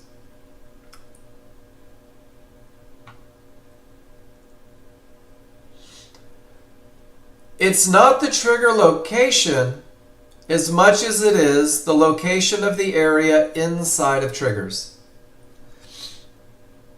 If you want them to be. I don't use them, Andy. They're small swings. And this is where language pays dividends. Let me take a picture of this. And I think this is how you start to filter out a lot of the noise. And Andy, every time I say entry areas, I say pull back to an area, and then I say this. I say fibs, mid bands, yellow 1-to-1s, and it's the same every day, inside of triggers. And I say inside of triggers because it might be inside of a large trigger, it might be inside of a synthetic trigger, but when those two triggers are overlapping, there's just less space for that area to be. But I insist on the area inside. And you're exactly right. The synthetic triggers are nothing more than the large trigger from the large chart. So the tighter they are, one on top of the other, the tighter that they are, the less room there is for areas inside. Pretty cool, right? Nice. So use the language every trade, area inside of triggers, and you'll be absolutely floored. But Andy, there's a reason that I never mention the magenta 1-to-1s, because they're such a small swing. They don't carry the power or the weight we need. That's why I specify yellow every time.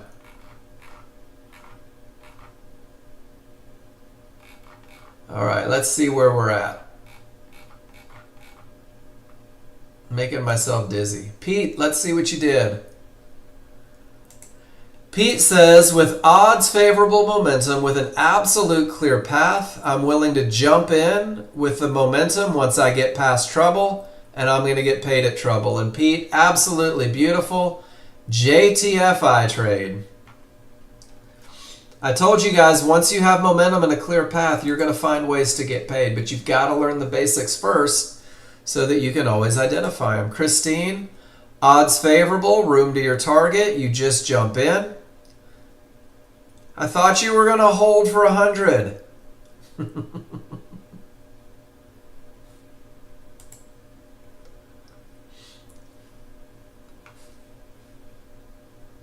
You got in at 06, you got out at 03. That's 3 ticks. That's 30 bucks.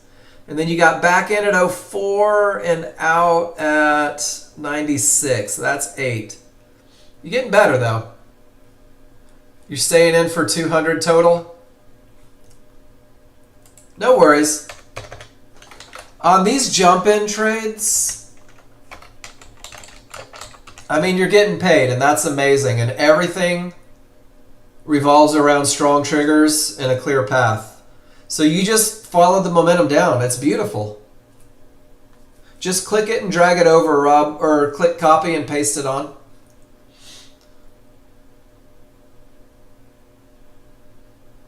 Just set your target. $100. You're great. But this is it. That's your look, Christine. You've already got momentum and room. You've already picked up the first 2, and now you're finding a way to get paid. I like it. Not bad for a weekend. Nicely done.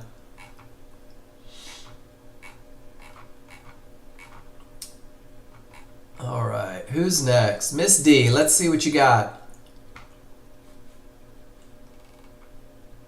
Same thing. Odds favorable, clear path, jump in, get paid. Feels like, let's see, odds favorable, strong trigger. Guys, this is the best annotated chart you could ever hope for. I want you guys to see how she did this. Odds favorable momentum. She didn't just put OFM. She put strong triggers, large triggers above the small triggers, space between the scissors, like scissors open, rule 1 met. Clear path, both triggers pass. Haven't hit the next one. Feels like I jumped in. You did. You just jumped in. Tried to get in between the magenta 1-to-1s and the exit above the fib. So you just jumped in and jumped out. That's it. And you made 40 bucks, D.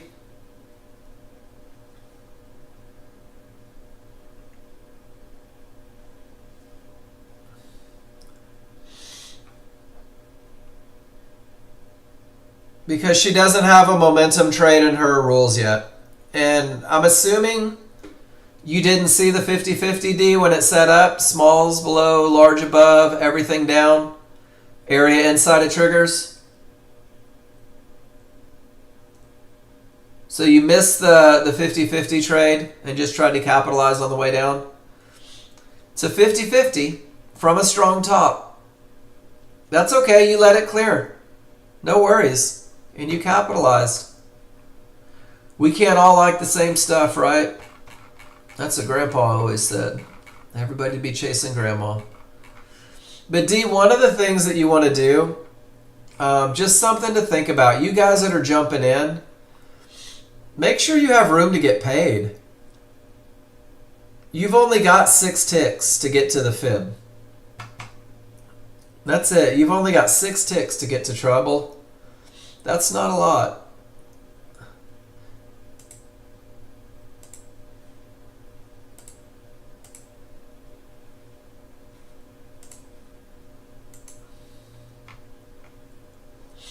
No worries. Room to target, though. It's always room to target. Nice job, D.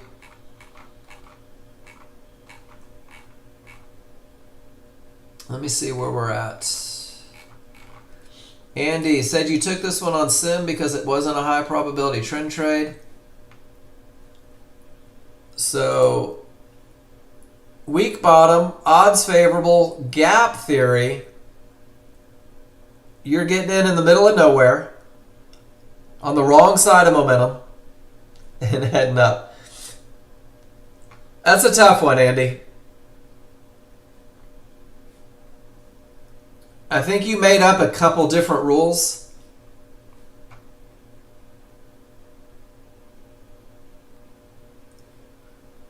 Because an HVA trade takes no triggers through.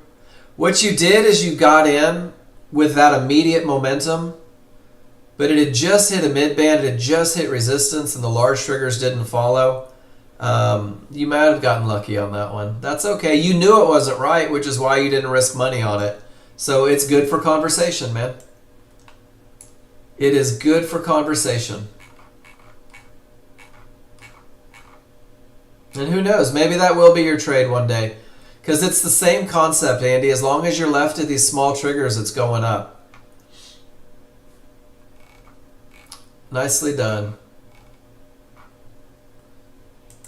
John says, super textbook perfect ES.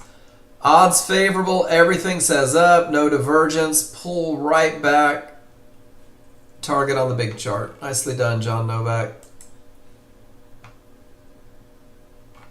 And then Andy, your goals met. Strong bottom, 50-50. And guys, here's a great example of the correction point. And I think that this is probably one of the best examples here. Is Andy, you had triggers all the way up here, and you had triggers all the way down here, right? Literally the gap theory. Waiting for it to close the gap to the synthetics paid huge dividends for you there. You had the strong bottom, you had momentum, and these synthetics a full bar away said, don't try it up here. Let it come back and close the gap. And sure enough, it gives you that great entry right at the 1-to-1s, just above the synthetics, and you're able to capitalize. Nice job. Great patience on waiting for it to pull back to those synthetics. When your triggers are split and it's not perfect on the large chart, pays dividends.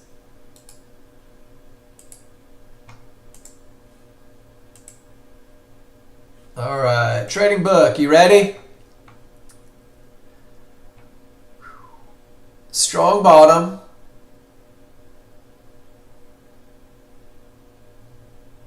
Multiple cyan divergences on the way up. Strong triggers. Trend trade entry at mid-band. Exit at fibs. I love it. So you talked about you've got the strong bottom. I like it. You've got momentum. You mentioned it. You had a 50-50 trade, and you take the perfect entry. You took the exact same entry John Novak took and the exact same exit at trouble. That's all you need to pay the bills. I like it, trading book. Welcome to Nexgen. Not bad for a weekend.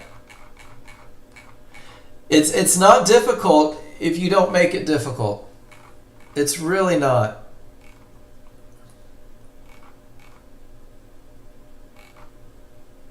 All right, Gary, let's see what you got.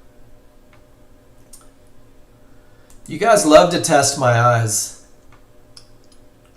It's a good bottom. It's odds favorable. It's a pullback to support right at the bottom of the synthetics. Picture perfect. And you get paid going up. Nicely done, Gary. Great looking trade. I thought you were going to do stuff, John.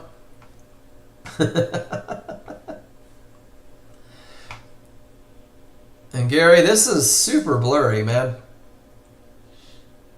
But it looks like a termination, odds favorable, pull back to the mid-band right there at the triggers. And you get paid on the way down. Nicely done. Trading with momentum, trading from areas, trading with a clear path. What a concept. And getting paid. I think that's the key, guys. Getting paid. That's the only reason we're here.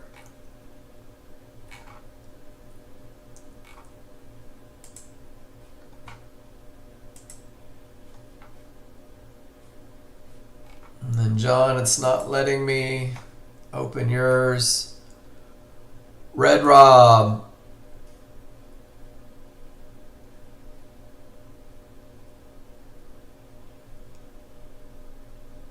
So, I don't know. I can't see your order, Rob. Did you wait for the market to come to you?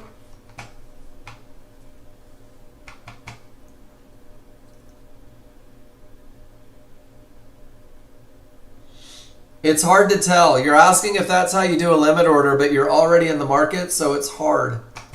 John, it's not letting me open these ones without links, brother. And you let the market come back to you? You're making me use my imagination a little bit, which is okay. I like using my imagination. So you right-click and you said buy limit 2, and the market came back and hit your limit order and put you in a long position? Because that sounds perfect. It sounds like you did it exactly right.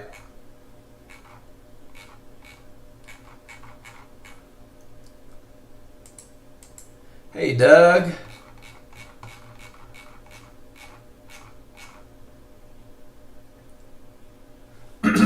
Okay, so Rob, stops and targets are your ATM strategy. Entering the market, these limits are there.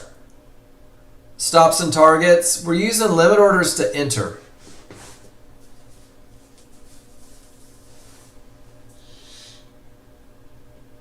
And now you wait. Of course, you traded into the termination condition, which you identified.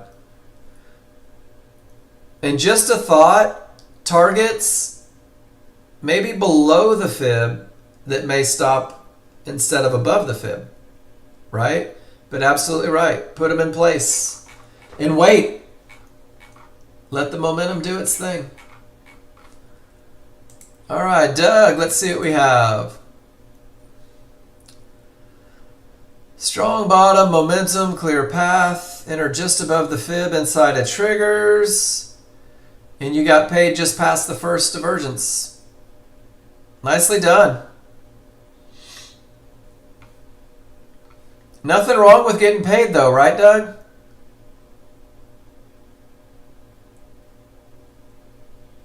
You're in at 46, 39.25, like 450 bucks. That's not bad for 3 minutes of your life, is it? And I think that's the thing that people forget, guys. If you can make $300 in a minute, you really only have to trade 2 or 3 minutes a day to hit your goals. You don't have to get all of it. Just get paid. Beautiful job, Doug.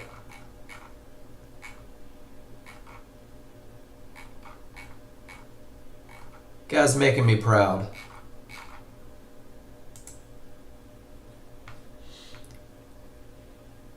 All right, John says 2 divergences with weak triggers on the big chart will make it go down from here.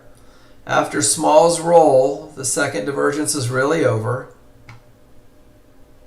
And then when it rolls, just a continuation trade. If the large chart still says up, guys, it doesn't necessarily mean it's over. You just let divergences tell you to be patient. That's a great lesson. I've got an awesome picture for that one too. So here's John's from today. And then guys, here's the exact same picture. Divergences may kill the party, but once it rolls, the party starts back up. Divergences, weak triggers. Once it rolls, party goes back up. I'm sure he shared this with you in the room, but guys, that's not every trend trade's going to work first time. Sometimes you got to work for it a little bit. This is a way to capitalize when the large chart rules are still met. All right, GWC. Termination, odds favorable. You let it clear and you get out just above trouble. That's pretty easy. Odds favorable, let it clear, and then just get paid.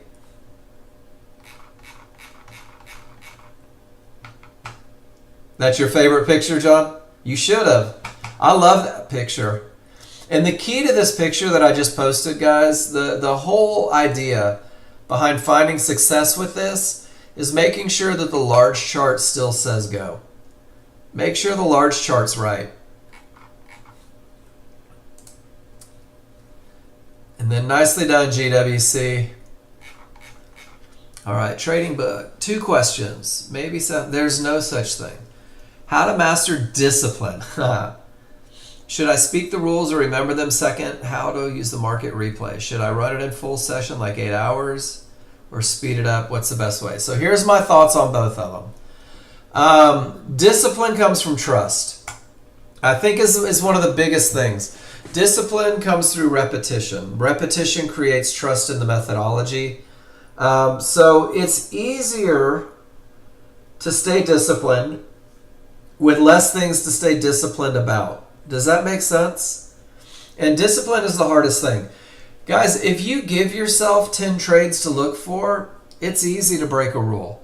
If you give yourself 1 or 2 trades, guys, and I'm telling you, you need 1 or 2 trades to be successful as a day trader. The most successful day traders I know have 1 or 2 looks, and then they just wait for those to be met. So, I speak out loud. I scare the hell out of my dog every day, trading book. When I look at my charts, I literally say momentum, clear path. I say entry inside of favorable large triggers. I literally talk about every lesson that I give every day. So if I open up my large charts, I say, all right, I don't have momentum and I'm into a termination. And then I don't have a trade. That's it. I'm done. Why am I looking, right? But the flip side is here, I said odds favorable, potential to break. I would always relate everything you see back to the rules. Everything goes back to the rules. And the key is you give yourself 2 options. You either have rules met, which means you're going to enter the market, or you have rules not met, which means that it's not your money no matter what happens. And the better you become at reading indicators, and this goes for everybody, the better that you get at reading indicators, the more likely you become to break your rules, to establish opinions. So if you start on day 1 with this insistence that the only way you're going to take a trade is if your rules are met, then you're already working on that side of the discipline. If you start focusing on the process rather than the results, then you're training that discipline from day 1. If you're one of the people, like all of us tend to be, where all I want is the money, and I don't care if I get it through luck or through skill or whatever, be prepared if the rules are met. The first hour, yeah, that's it. So every day, trading book, I say 90% of your day is going to be spent reading indicators. 90% of your day is literally going to be waiting for your advantages to come about. And then once they come about, having the trust to enter the market because the advantages are present. And that's it. And everybody's going to try to complicate it. Everybody's going to try to create exceptions to their rules. Everybody's going to say, well, I should have broken my rule here because the market went up. I should have broken my rule here because the market went up.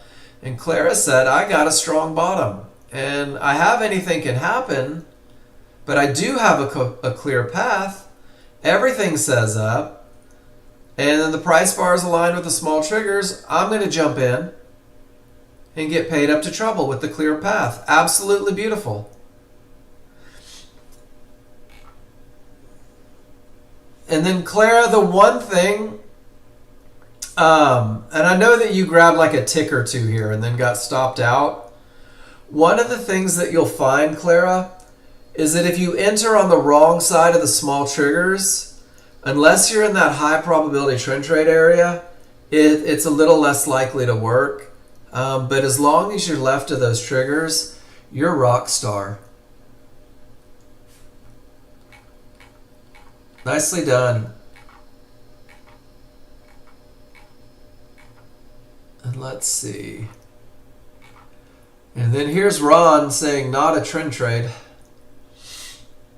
What does that mean? That means Ron says with two divergences and weakening triggers and not odds favorable, he'll try to trade the little pullback right to support. And guys, this is counter trend trade. And Ron has done an enormous amount of work to recognize this pattern.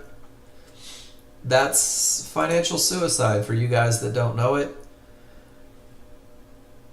And then D, this was yours. This top, he says it makes it more than a 50-50. Guys, 50-50 isn't a reference of your odds of survival. 50-50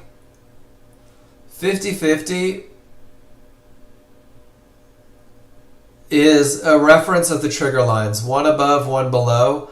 And what John's saying is that with a strong top, with this level of momentum, your 50-50 has a higher chance of being successful. He called it 80-20. It's not 80-20 or anything like that. It's not 80-20. 50-50 has everything to do with trigger lines and nothing to do with your chances of winning. But John Novak is absolutely right. With a strong top, this level of momentum, percentage, it's more likely to win than lose.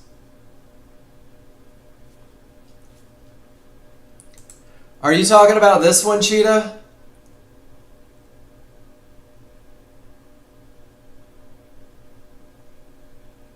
Or are you talking about Clara's trade? This one? What's the question? She's got everything up and room to her target. She jumps in, gets paid. It's not a high probability trend trade. Your three divergences, where do you see three divergences? Oh, those are... Okay, so here's a great lesson, Cheetah. So this one, she's just jumping in. That's it.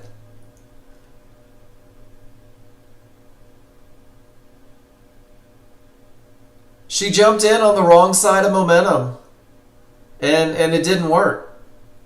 She gave away her advantage of momentum. She's not trading from an area. She just hoped it would keep going up, and it didn't. That's it. Three divergences confirmed that it was probably going to go down, and it did. It's not the reversal of a trend. So, Cheetah, what you're doing is you're giving that way more power than it deserves.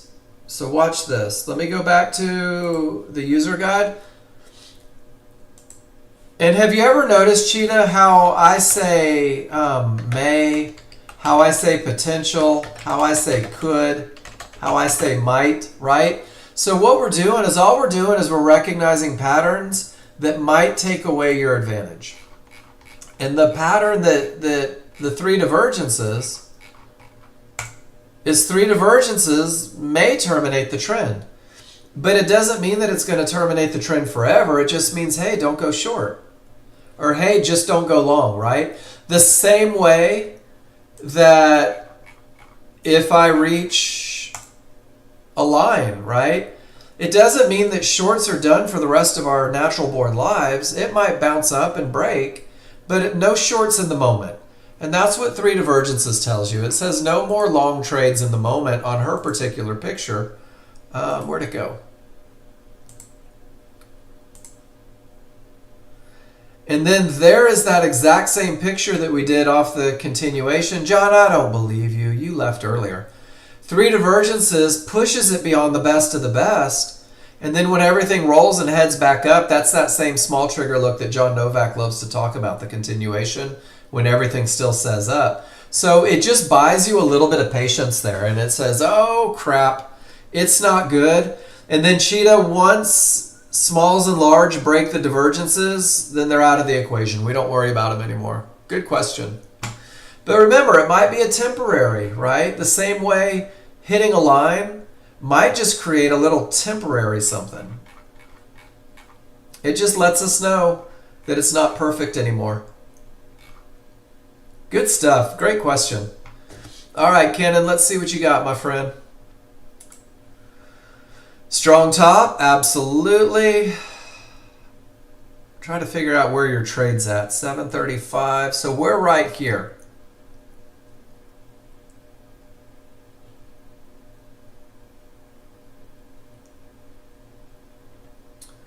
So strong top, odds favorable. You take the pull back to the 1-to-1s just below the triggers, and you get out just above trouble.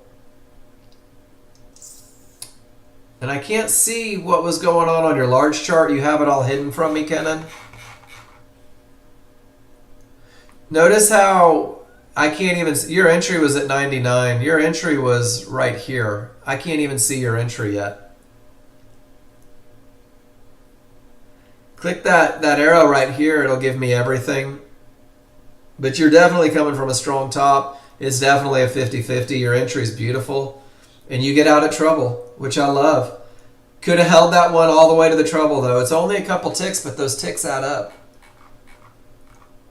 Great job, dude. Nice trade. It's easier when you trade with everything, isn't it? It's so much easier when you're trading with the momentum, when you're trading with the clear path. All right, so Christine, you do have odds favorable. Drop below 50-50 and triggers showed odds favorable momentum. So you just jump in. You're not waiting for the pullback to areas. And you held it down to support. Odds favorable, going to support, Christine. Notice how when you get to the wrong side of the triggers, you got to pull back directly to resistance inside of triggers? Kind of cool, right? And then with this look as well, Christine, when your small triggers break, that little snapback right to 1-to-1s, that's a momentum trade. So either one is appropriate. This one's just a jump in. That's your trend trade, and then your target was spot on. Nice work. We're going to teach you to walk and to talk like a lady. A trading lady. Nicely done, Christine. And I like that you're waiting for momentum. And I like that you're letting that be the driving force behind what you do. Momentum seems to be the reason you're looking for entries. And it's hard to go wrong with that one. It's hard to go wrong when you're looking for momentum. Oops. If I would have CTFO, GTFO, if you would not have GTFO'd, you would have stayed longer. So Christine, what you're saying here, yeah, just get paid. It's easy to say I would have stayed longer, but is there any reason, guys, help me out here. Is there any reason, oh, Kenan, take care, man. Always good seeing you in here. Is there any reason not to get paid at a line with all the triggers above it?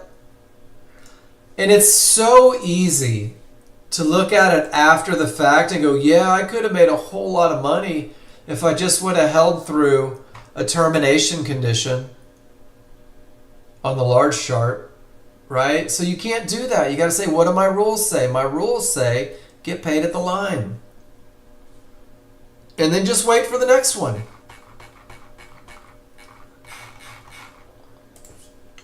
And it's GTFO. Just for the record. Nicely done, Christine. Avoid the temptation, everybody. Avoid the temptation of saying, if I just would have broken my rules, if I just would have traded my outside of my plan in that moment, I would have made more money. Because what happens is you start looking for reasons to break your plan.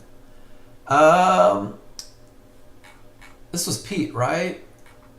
Pete, everything says down. The momentum is great. You take the momentum style, just jumping in, entered way early, and then it hits the mid-band straight into the termination.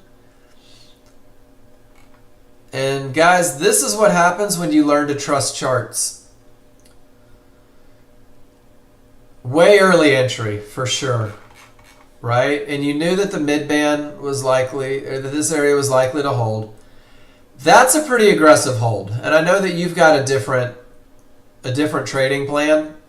But with this level of momentum and every trigger below, the risk was worth it to you. That's terrifying risk to me. That is $250 per contract. That's over $500 of risk directly into a fib that just held. And that's scary. For me, that's not my trading plan. But Pete, and this is what I love, Pete says, yeah, but when I have this much momentum and every trigger is below resistance in the mid band and I had strong triggers coming into it and I know exactly where to put my stop, Mark, this doesn't freak me out. I'm just going to enter again if I exit here. And maybe for me, Pete, that's where I think it's cool how different trading plans can be. In my world, and mine's not right or wrong, Pete's a freaking outstanding trader. In my world, I'm in at the 1-to-1s, and I'm out at support, and then I'm back in somewhere in here, and probably back out down here. One of them off right here, and I get paid twice in this area right here, which is one of those things when you start to build an awareness, right? You can go, man, let me make 400 bucks real quick, and then let me make another 400, and I'll let that last one run for 1,000. And it's pretty cool how you can do that. And Pete's just showing when you trust the large chart, you learn to ignore fluctuations. I don't have the stomach for it. I never have. I like to get paid at lines, and then I'm comfortable enough with what I do to re-enter. Paul says goal met. Odds favorable. Everything says down. I don't see your first entry.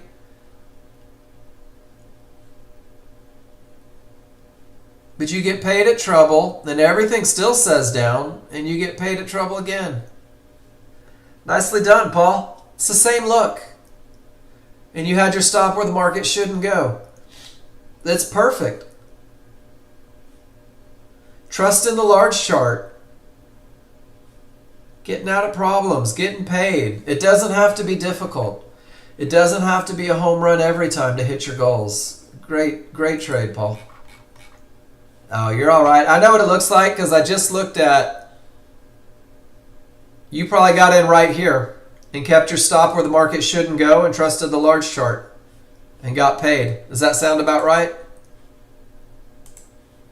Yep. I'm telling you guys, I'm going to know exactly how you trade. All you got to show me is about 10 pictures. Termination. You take the HVA and get paid at trouble. Nicely done, Gary. Smooth today, man. Smooth.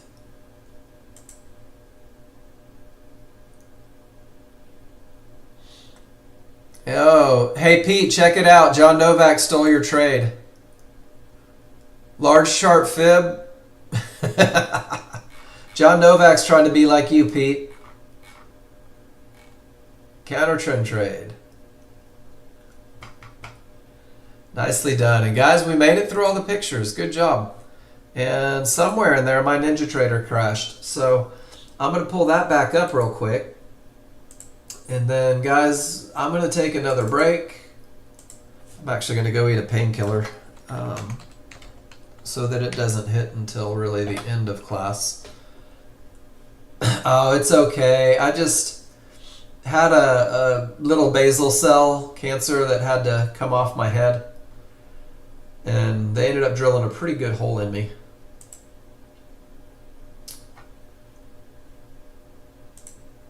But you know what? I don't have cancer on my head anymore, so I'm as happy as a clam. I am clam happy. Small price to pay.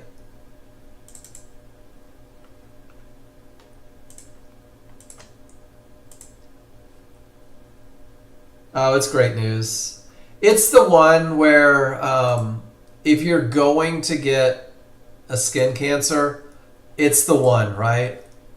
Yeah, you're absolutely right, Trading Paper. Novak men are tough to kill. We are very difficult to kill.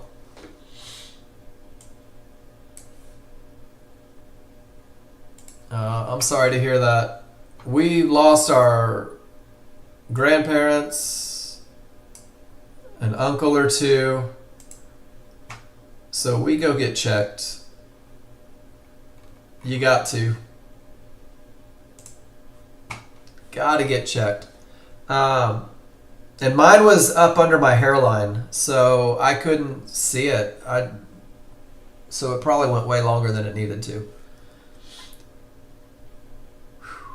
Termination conditions, it looks like. So guys, while this loads up, I am going to take a quick break. When I come back,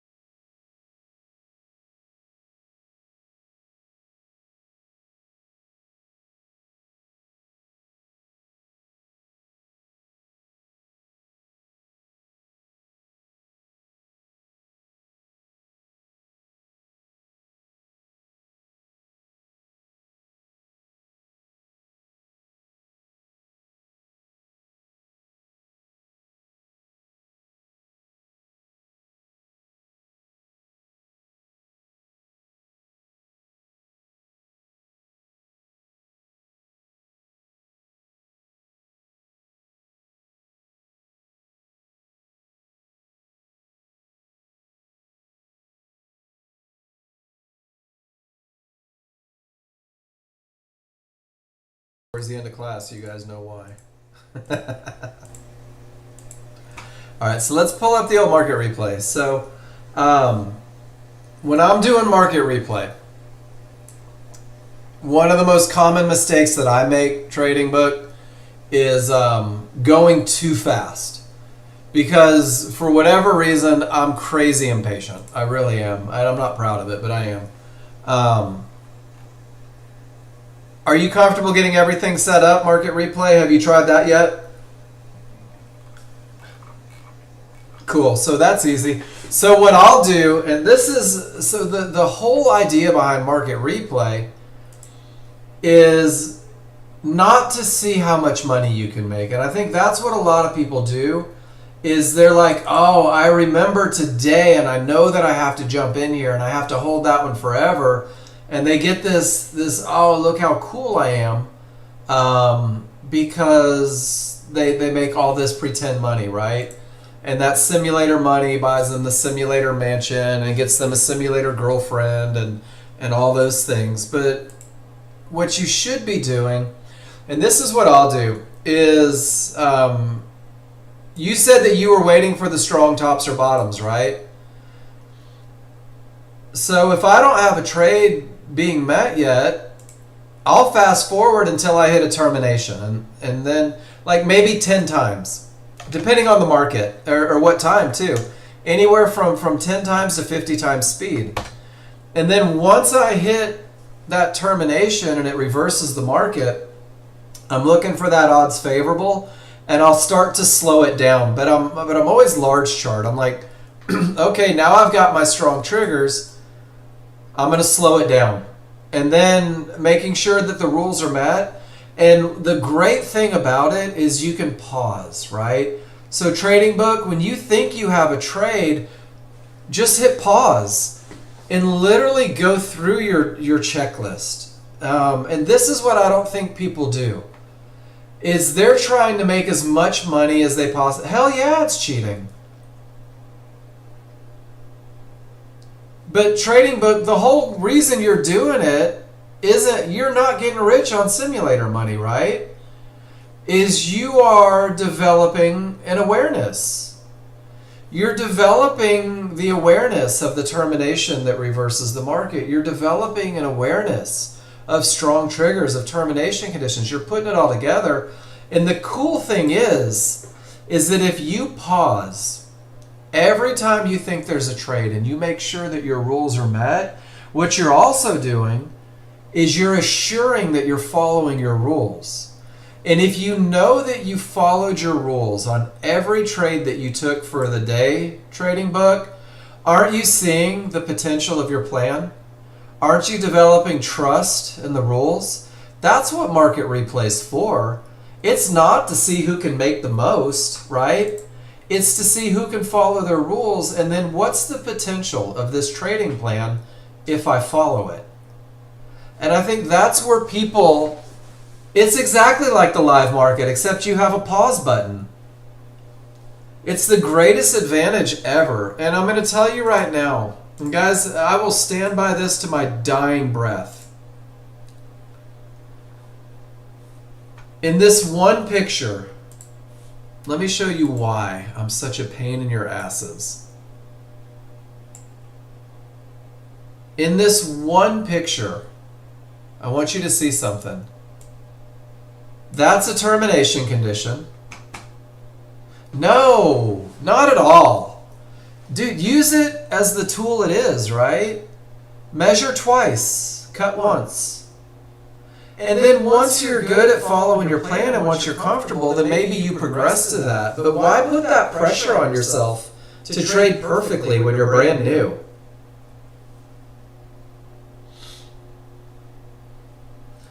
The best lessons that you'll ever get, aren't from the trades.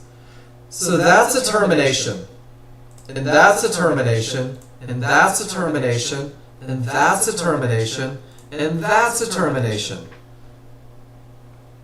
In one picture, I've got all of these ideas that price reaches an area, triggers don't break. These are terms, right? I didn't have to take a trade. It didn't have to be a live market. But now I've got 1, 2, 3, 4, 5 examples of termination conditions. And now I can do this one, right? And that's strong triggers, and that's strong triggers, and that's a 50-50. And man, I can do all of these lessons without ever taking a trade. And the same is true of market replay. No, it's not. Hold on. Let me get all these off of here. So check it out. Do you recognize that as a termination condition? Let's go through this. It has to be a termination first. So there's the termination. That's also a termination. What makes it a strong top or bottom is that reversal. So when I define a strong top or bottom, it is a term with no triggers through the area that reverses the market. And if you go back to definitions in Trading Book, you're going to get this with me the longer you spend with me, is that I really do believe language is such an important part of the learning journey. Whoops, wrong one. Was this a termination condition? Or was it just a pivot that reversed the market? Do you see how price didn't reach an area? So this could never be a strong bottom. This is a weak bottom. And then this is a termination condition, right? 100%?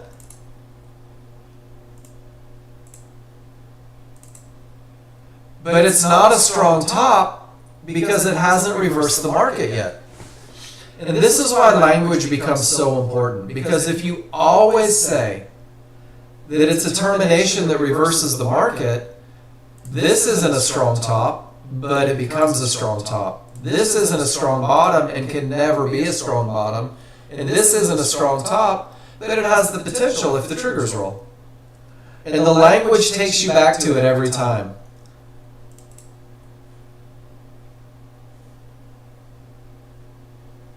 That's it. So this was a termination, and then it became a strong bottom. And this was a termination, and then it became a strong top.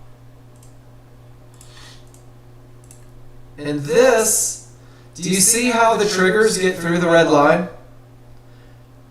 So this isn't a termination. And look what the market does from this weak top. It continues up to the next key area.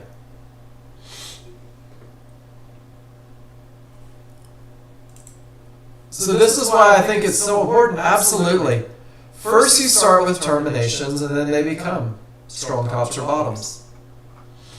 So when you're doing market replay, it's not cheating to pause, and it's not cheating to go check your rules. And we're all egomaniacs, and we put this pressure on ourselves to be perfect from the very beginning. Guys, you don't have to be perfect from the very beginning.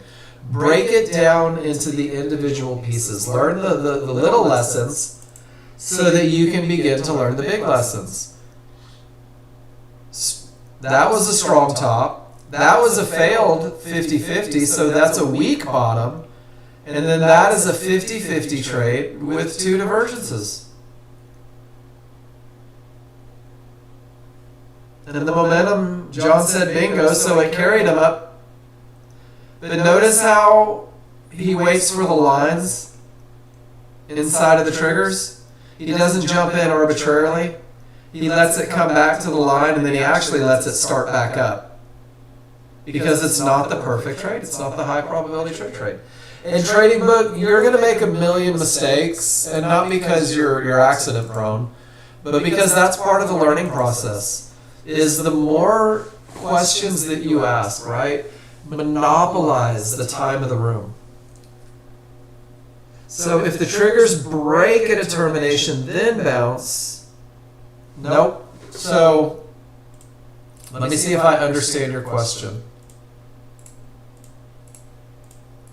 So the triggers break, right? And it turns. It's not a termination condition. It broke the rules for a termination condition. So this is just a pivot. That's all it is. It's just a pivot. This is just a pivot.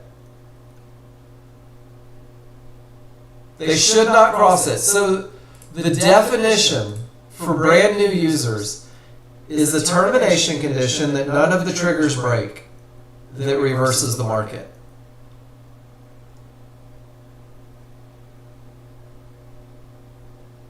So it's literally a no triggers through termination that reverses the market. And then here's a little reading on it. One thing that I put together for you guys. So here's strong tops and bottoms for the new user. Whoops. Just a little read. It's one little idea. If you go to the YouTube page for Nexgen, there is a whole set of 60-second videos. Trend trade short, long, defining the trend, terminations, long trade entry defined, short trade entry defined. So these literally break down these individual lessons into a 60-second video. A lot of good reading there. And then two divergences will usually take out the previous. And then once they're done running stops, John gets long and goes up to the fib. And this is why getting paid at lines is so important. Just no reason to hope. So there's so much information. It's like drinking from a fire hose in the beginning. But if you break it down and you minimize what it is you're looking for, then it's a lot easier. Man, we got a full house today. I don't know if you guys are expecting John Novak again. But I see a lot of names that I haven't seen in a while, guys. Oh, for sure. It will. And trading book, give yourself just a little bit of time. Don't be in a hurry. Go back, and once you have an idea, right, open up these pictures and check this out. So, momentum, clear path, pull back to resistance. And what happens is you start burning this look into your brain, and it becomes pretty easy to catch it when the market's moving. It really does. The more that you look at when nothing is moving, the easier it is to catch it when the market is moving, because you know exactly what you're looking for. You know exactly what it looks like, exactly where you're getting in. And that's what we're doing, is we're just developing recognition through repetition. That's all it is.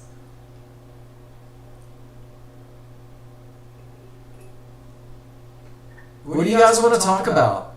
What can I do for you guys? Awesome, Samuel. I love to hear that. Good. And I think one of the things that happens, I know that this was true for me, is as I was learning the individual rules, the one thing that I never did is I never checked back with my brother, because I'm not going to lie, it was embarrassing for me, whose last name was Novak, to make myself so vulnerable, to announce in the room that I needed help with a concept. And it's ridiculous, right? It's 100% ego driven. But what happened, guys, and this is such a real thing, is once I started posting in John's room, and once I started asking questions, right? And man, my brother would send me little side Skypes. What the F are you doing, dumbass? Don't trade into terminations, because I'm his brother. But once I started asking for help, I got it. And I might have had like this misconception, right? Where I said, yeah, up here at the top I have odds favorable momentum. And if I don't put that in the room, well then nobody ever gives me the picture of what it actually means to have odds favorable momentum. And if I'm like, yeah, that's a termination, then no one ever gives me the lesson on terminations. And if you never ask about strong tops or bottoms, I'm never going to tell you about strong tops or bottoms the way you need to hear it. So, man, participation is hard in the beginning, but I am pretty warm and fuzzy. And my whole goal is you guys being successful. So, Samuel, I want to see your trades. I want to see what you're doing. I want to see your chart reads. Absolutely. Is there anything on gap theory? You better believe it, Spice. Man, I loved you in the 90s. You and Posh were amazing. You're trading Spice, right? So check it out. Spice, one of the things, and I'm not sure if it's somebody that's changed their name. I don't know how much time you've spent in the room.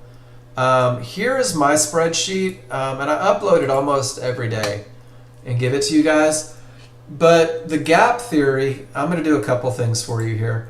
First of all, on the spreadsheet, there are so many gap theory pictures, and they're all labeled gap theory. But let's turn it into a lesson, because I think the gap theory is one of those things where, first and foremost, whoop, that's the wrong one. The gap theory isn't an entry. The gap theory isn't a trade setup. The gap theory is nothing more than a pattern. And that pattern says that when price pulls away from the synthetic triggers too fast and too far and hits a Fibonacci area, whether it's a mid-band or one-to-ones or a fib, price tends to snap back to the triggers, just like a slingshot. It behaves like a vacuum. So when price accelerates away from those large triggers and hits something, anything, what I'm looking for, Spice, is that reversal bar marker. Are you familiar with the reversal bar marker and what it means?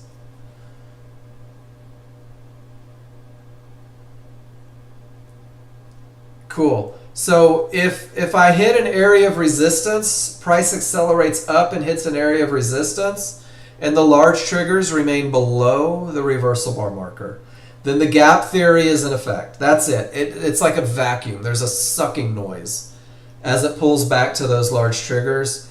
And the same is true if I hit a mid band, if I hit fibs, and those large triggers are above the reversal bar marker, it's likely to close the gap back. And there's so many examples of it here in the spreadsheet that you can go through and take a look at. Some of them were given by students. Some of them are just in the middle of it, where price accelerates away from the large triggers. And see how they're above the reversal bar marker? It just says no shorts. That's all it says. It's just absolutely positively no shorts because it may close the gap. So once again, if you guys go back to your large chart, you'll be able to find some of these examples where you can take some. That's almost one gap theory. But there it is right there, perfect, Spice. Price accelerates up to the mid band. Large triggers have a full bar's worth of room. Just don't go long. Don't get sucked into that momentum. You're trading directly into the termination. So you can go back and study this. And what's cool is you'll actually get so good at this with just a little bit of study. Watch what happens if I take my indicators off. Everything but trigger lines and price. So I'm going to take the Pro Trader off, and I'm going to take divergence potential off, and I'm going to take everything but trigger lines off. And you can go back and you can study the gap theory, and this is the same reason that we wait for pullback to large triggers. But look, it accelerates and pulls back, right? Accelerates and pulls back. So when you see those large triggers a full bar away, it just becomes this huge red flag where you're like, oh man, I just have to wait a minute because it's likely to come back and close the gap. And it happens so often, there it is again, that I might say to myself, here at 5:56 a.m., if I put my templates back on, I bet you there's a mid band, I bet you there's resistance, I bet you there's something right there that creates the bounce. You're welcome, Trading Book. You have a great day too, man. Do some market replay. And here's one of the things. You can come back with your market replay and post some pictures in the room. If you come up with questions, post your pictures in the room. I had a gentleman, yeah, absolutely, and then we'll or bring them tomorrow, and we'll cover them tomorrow.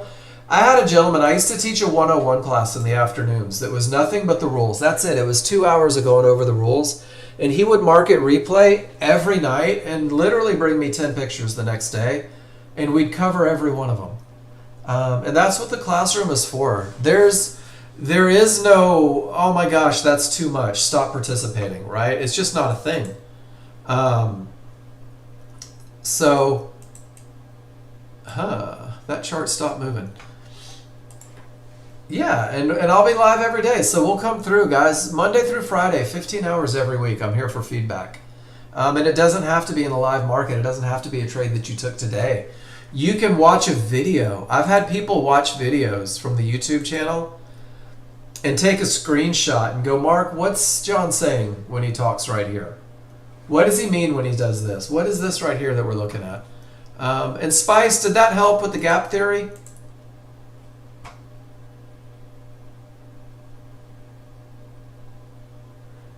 There's a lot of pictures in the spreadsheet. Okay, cool.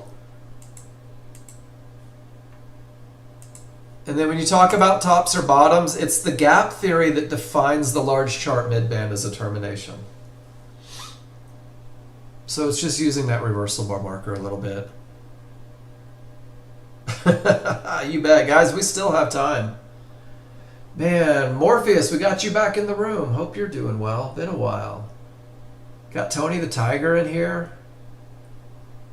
Guys, we have some time. What do you want to talk about? Josh, good to see you back. Glad you stayed safe. Dental appointment. Those are no fun. Those are no fun at all.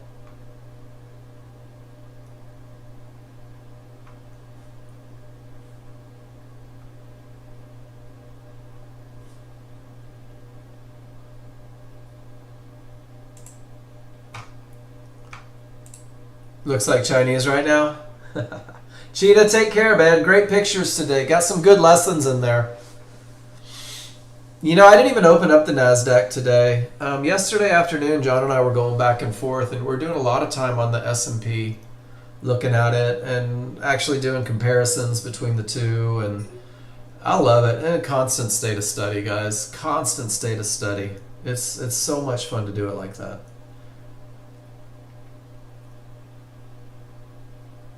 I haven't learned it all yet. I still ask questions every day.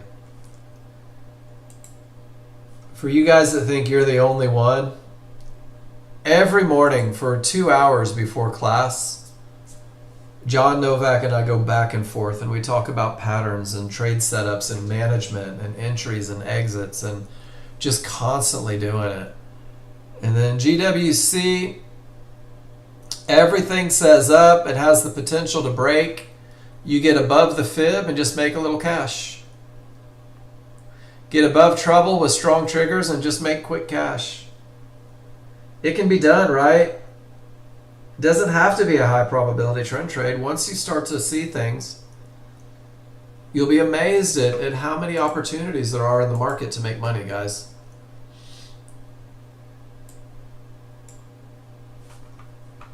Am I connected? I am connected. My large chart quit moving though. I'm going to reload it and see if that helps.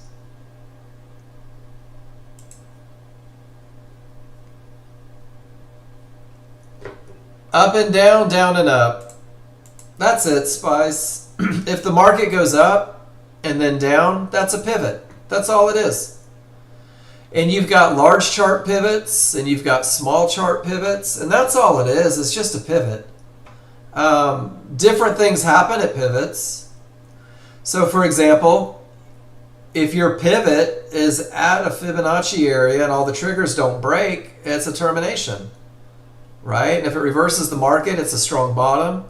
And if it gives you odds favorable, it's a wonderful thing. And then if you get a pullback, a pivot down to an area inside of triggers, it becomes an entry.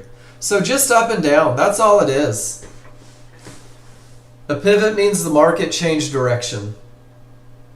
What's your idea of it? I love learning from people that have different backgrounds. Joel, nicely done, son. Really nice. I learn stuff from you guys all the time. I've got zero expertise outside of Nexgen.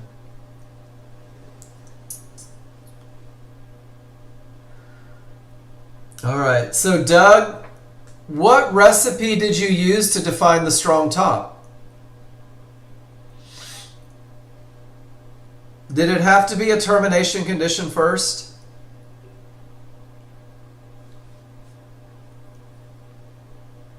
Is that a termination condition?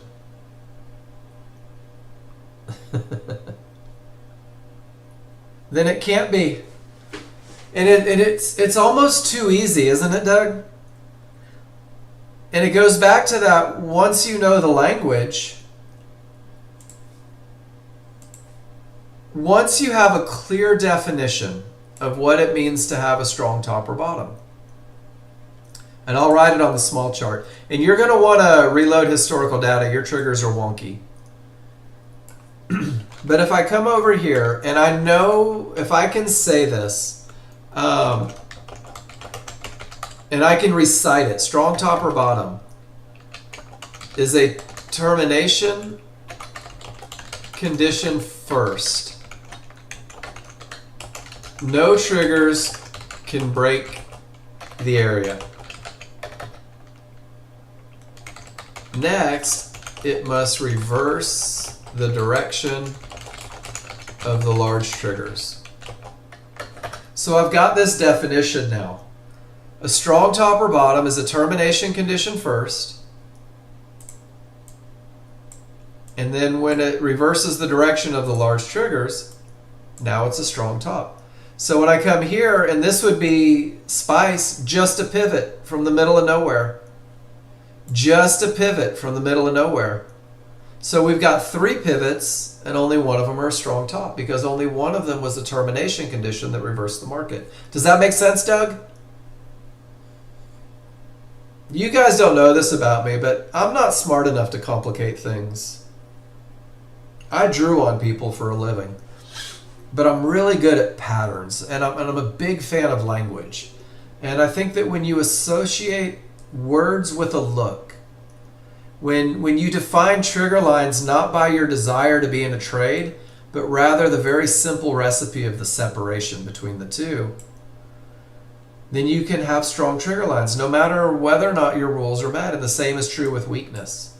It's the exact same look no matter what. You just have to know the recipe for it. And once you know the recipe for it, you don't miss it.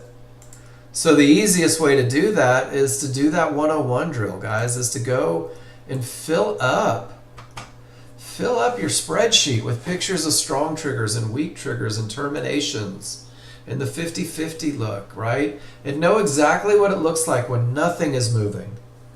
So when the market is moving, it becomes effortless. The reads become easy. And that's the goal every day. That's why I say the same thing over and over and over. Because repetition works. And Steve, I saw you asking John the other day about the video because there was something that we covered. Did you get the answers that you needed? I had a note on a piece of paper to ask you. And if not, can I get them to you? Yeah, I am. Sorry, Tremper.com. You did get what you needed. Okay, cool. If you guys ever don't get what you need, just tell me. I'll get it for you. We will make it happen. One way or the other. All right.